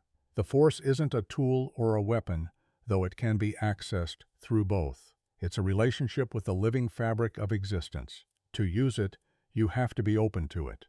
You have to stop trying to impose your will on events and start listening to what the events themselves are telling you. This is profoundly Taoist in its orientation. The concept maps almost perfectly onto the Taoist idea of Wu Wei, the principle of acting in alignment with the natural flow of things rather than against it. Lao Tzu's Tao Te Ching describes a way of being in the world that is characterized by yielding rather than forcing, by receptivity rather than aggression, by trust in a process larger than individual intention. When Obi-Wan tells Luke to let go his conscious self and act on instinct, he's essentially describing Wu Wei, the suspension of willful, effortful striving in favor of something more attuned. The Force is also recognizably Buddhist in certain respects, particularly the idea that attachment and ego are obstacles to its full expression. Vader's fall, we'll later understand, came through attachment, to a specific person, to a specific outcome, to a fear of loss so overwhelming that he sacrificed everything to avoid it. The Jedi way, as Obi-Wan embodies it, is characterized instead by a kind of radical acceptance, not passivity, but the willingness to act without clinging to results. His death demonstrates this with absolute clarity.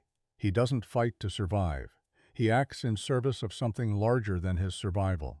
What's remarkable about this is that Lucas embedded genuine spiritual philosophy, drawn from Eastern traditions that mainstream American audiences in 1977 were largely unfamiliar with, into a genre adventure film, in a form accessible enough that children could receive it as the magic thing Luke uses, while adults could engage with its actual content.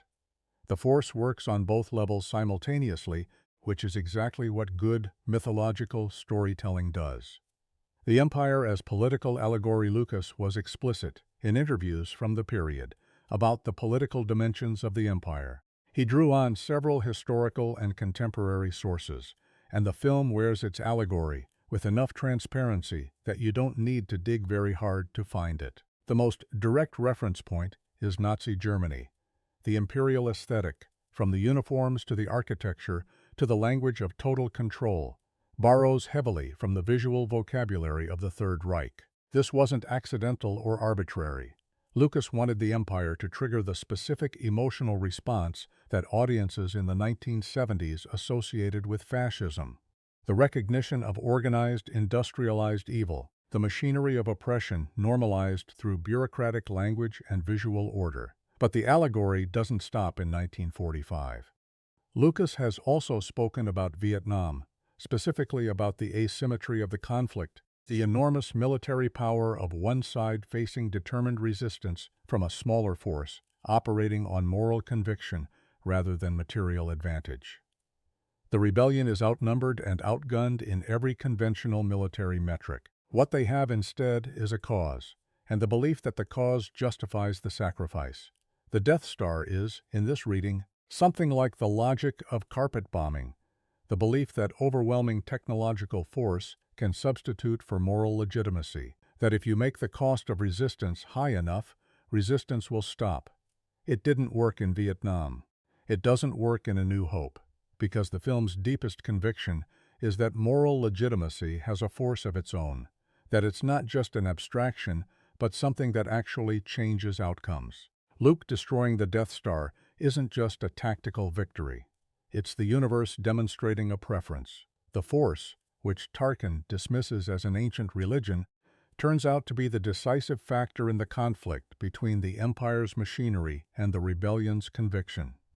There's also a Nixonian shadow over the film that's worth acknowledging. Tarkin's language about fear, about control, about the elimination of dissent. It echoes the recorded White House conversations that had become public knowledge in 1977's aftermath of Watergate. The Empire's bureaucratic evil, its dismissal of legal and moral constraints in service of power, its casual contempt for the lives of ordinary people. These resonated for audiences who had recently watched their own government operate on similar logic. Hope as radical act. The film's subtitle, A New Hope, was added retroactively when The Empire Strikes Back was being developed, requiring the original film to be designated episode phi in a larger sequence. But the addition is thematically perfect because hope is genuinely what the film is about in its most fundamental dimension. Not optimism, hope. The distinction matters. Optimism is the belief that things will probably turn out well, a disposition toward positive expectation that can exist without evidence. Hope is different. Hope is the decision to act as though things can be better, even when the evidence is discouraging, even when the odds are catastrophic, even when the rational calculation says stop. Hope requires an act of will. It's a choice made against the available data, in service of something you believe is worth fighting for, regardless of outcome. Every major character in A New Hope makes this choice at some point. Leia records her message and fires it into space in the midst of a losing battle, with no guarantee that R2 will reach Obi-Wan, or that Obi-Wan will be able to help, or that help is even possible. Obi-Wan emerges from 20 years of exile in the desert because a student has arrived who might be worth training, even knowing the scale of what they're up against. Han Solo, who has spent the entire film defining himself by the absence of hope, by pure pragmatic self-interest, comes back in the Millennium Falcon because, at the critical moment, he discovers he can't not. And Luke closes his eyes and fires. What makes this thematically resonant rather than merely inspirational? What separates A New Hope from a simple believe in yourself moral is that the film takes the cost of hope seriously. The people who embody it in this film pay real prices. Obi-Wan dies, Biggs dies, an entire planet dies before our heroes can do anything about it. Hope in Star Wars isn't a guarantee of safety or success. It's something people choose and pay for and sometimes die for, and the film treats that reality with full weight. This is why the medal ceremony earns its triumph. It isn't a celebration of an easy victory. It's the recognition that people made costly choices in service of something they couldn't be certain of, and today those choices produced a result. Tomorrow might be different. The Empire is still out there. Vader survived. The war isn't over. But today, this specific today, hope held, and the ceremony says that matters. The fact that it might not last doesn't make it less real. The individual against the system running underneath all of these themes is a conviction about the relationship between individual people and the systems that surround them. A conviction so embedded in the story's structure that it's easy to mistake for genre convention rather than genuine argument. The Death Star is the ultimate expression of systematic thinking, a weapon designed by committee, operated by bureaucracy, capable of destroying planets, because no individual within the system is positioned to question whether destroying planets is something that should be done. The chain of command that makes the Death Star functional is the same chain of command that makes it morally catastrophic. Authority flows through it efficiently in both directions, and the people at the bottom follow orders, and the people at the top give them, and nobody in the middle is required to be a person with a conscience. Luke Skywalker disrupts this logic not by being smarter than the system or stronger than the system, but by being outside it. He has no rank, no position, no institutional authority. He's a farm kid from a desert planet who learned to fly by fixing equipment and practicing in a simulator. By every metric the Empire uses to assess threat, he doesn't register. And yet he's the one who ends up with his hand on the trigger at the moment the system is most vulnerable. The film's argument isn't that systems are always wrong or that institutions always corrupt. It's that systems, however powerful, however technologically sophisticated, have blind spots shaped by their own logic. They can't see what they're not designed to look for, and what they're most reliably not designed to look for is the person who operates by a different logic entirely. The person who, when the computer says it's impossible, closes their eyes and tries anyway. In 1977, in a country that had watched its institutions fail it in fairly spectacular fashion, that was an argument that landed with the force of something people had been waiting to hear. It still lands. That's not nostalgia talking. That's the measure of a myth. Let's talk about what Hollywood looked like on May 26, 1977. the morning after. The executives at 20th Century Fox, who had greenlit Star Wars with deep reluctance, who had capped its budget repeatedly, who had opened it in 32 theaters with the modest ambitions of a studio hedging against embarrassment. Those executives were looking at overnight grosses that didn't make sense. The numbers kept coming in wrong. Too high, impossibly high, the kind of numbers you check twice because you assume someone made a transcription error. Nobody had made an error. Within a week, the studio was scrambling to expand the release as fast as theater owners could accommodate it. Within a month, Star Wars had stopped being a movie and become a phenomenon, the kind of cultural event that generates its own gravity, pulling people toward it not just because they want to see it, but because not having seen it has become a social liability. People who had already seen it were going back. Families were returning with relatives who hadn't been yet. Groups of teenagers were seeing it on consecutive weekends. The film was doing something that films almost never do. It was getting more popular as time passed rather than less. This wasn't just a hit. Something else was happening. The industry it broke and rebuilt to understand what A New Hope did to Hollywood structurally. You need to understand the financial model that studios were operating under in 1977, and specifically how that model assumed movies worked. The conventional wisdom, inherited from decades of industry practice, was that a film's theatrical run followed a predictable decay curve. Strong opening, gradual decline out of theaters in 6 to 8 weeks, onto television eventually. Merchandising was an afterthought, a licensing side business managed by third parties, generating modest ancillary revenue that nobody in the executive suite paid serious attention to. Sequels existed, but weren't planned in advance. You made one if the first film performed well enough to justify it. Franchises, in the modern sense of interconnected narrative, universes generating revenue across multiple media simultaneously, simply weren't a concept that Hollywood's business infrastructure had developed. A New Hope demolished every assumption in that model simultaneously. The theatrical run didn't decay. The film stayed in theaters for months, then over a year, operating in some locations continuously for several years after its release. The decay curve didn't apply because audiences were returning, the same audiences, multiple times, and bringing new people with them. This had happened before with films like Gone with the Wind, but not with a contemporary release, not at this scale, and not with this demographic reach. The merchandising was a catastrophe of abundance. George Lucas, in one of the most consequential negotiating decisions in entertainment history, had retained the licensing rights to Star Wars merchandise as part of his deal with Fox. Rights the studio had surrendered without much thought, since nobody believed there was significant money in movie toys. The rights turned out to be worth billions. The Kenner toy line, action figures, vehicles, playsets, became one of the best-selling toy franchises in history. The Star Wars brand extended into clothing, bedding, lunchboxes, trading cards, novelizations, comic books, and eventually into every consumer category imaginable. Lucas had not just made a successful film. He had accidentally invented the modern entertainment franchise as a comprehensive commercial ecosystem. Every major studio in Hollywood spent the years immediately following A New Hope, attempting to replicate its formula.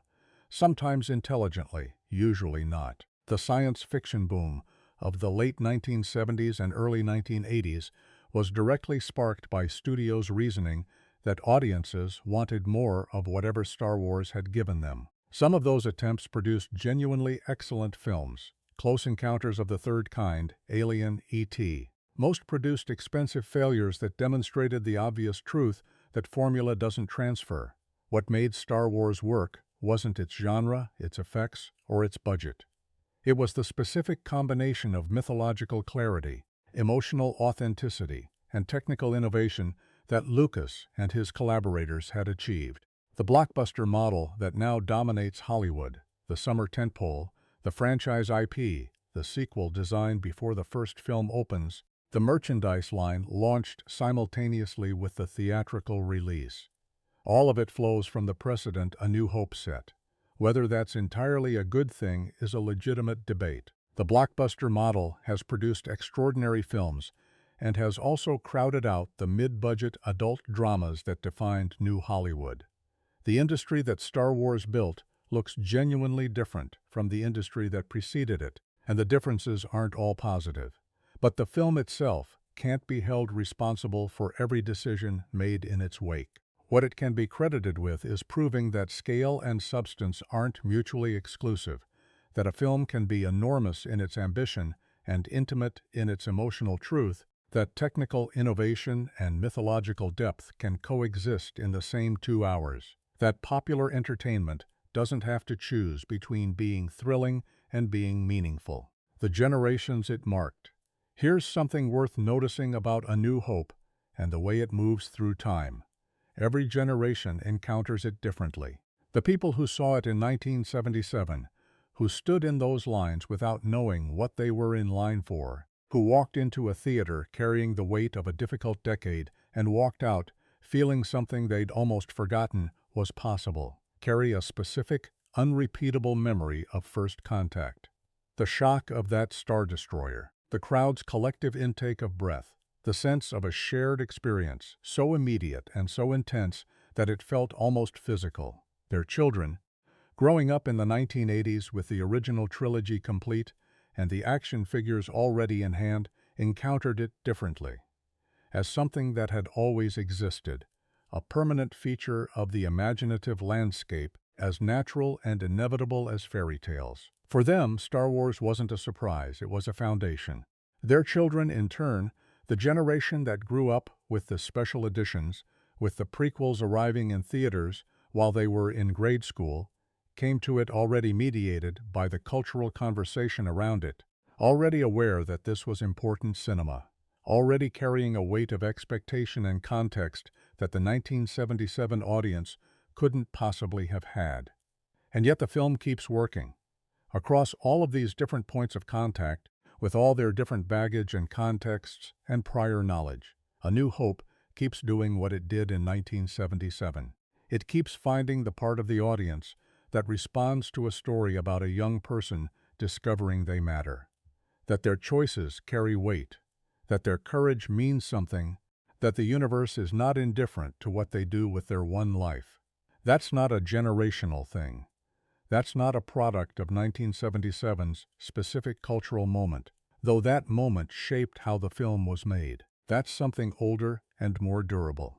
That's the part of the story that Campbell recognized in every culture across every century. The conviction, encoded in myth because it needs encoding, because rationalism alone won't carry it, that the individual soul is not nothing, that it never was.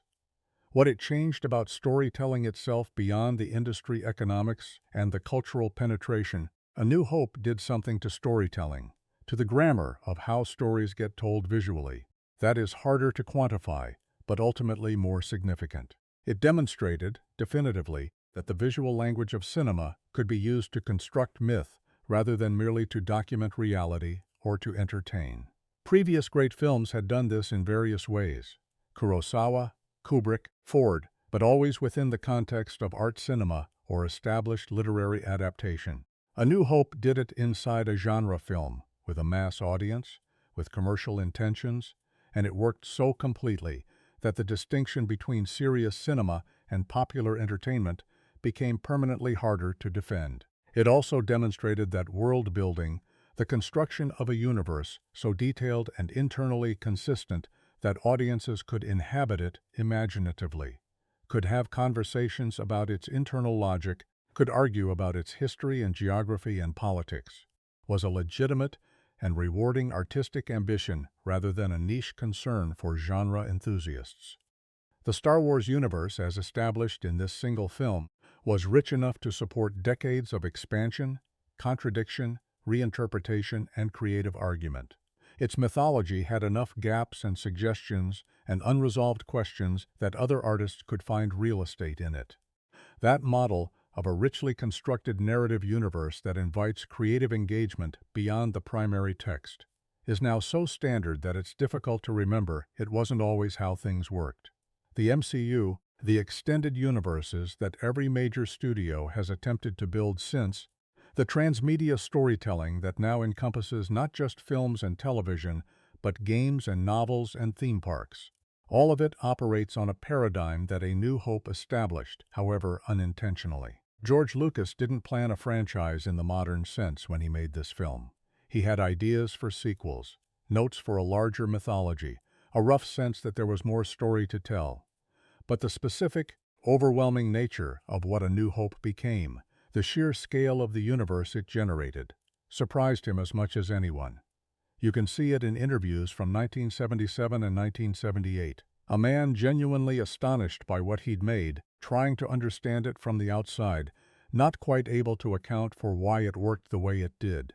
That humility feels right, because the things that make A New Hope endure, the mythological architecture, the emotional precision, the technical revolution, the thematic depth operating beneath genre surfaces, aren't the products of calculated genius. They're the result of a specific person, with specific obsessions and specific aesthetic convictions, working at the absolute limit of their ability on something they believed in completely, surrounded by collaborators who matched that commitment, in a moment when the culture was ready for exactly what they were making.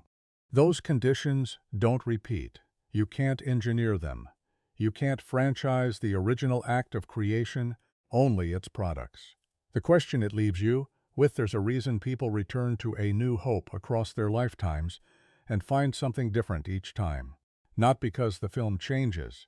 It doesn't, or not much, but because the person returning to it changes, and the film is deep enough to hold whatever they bring to it.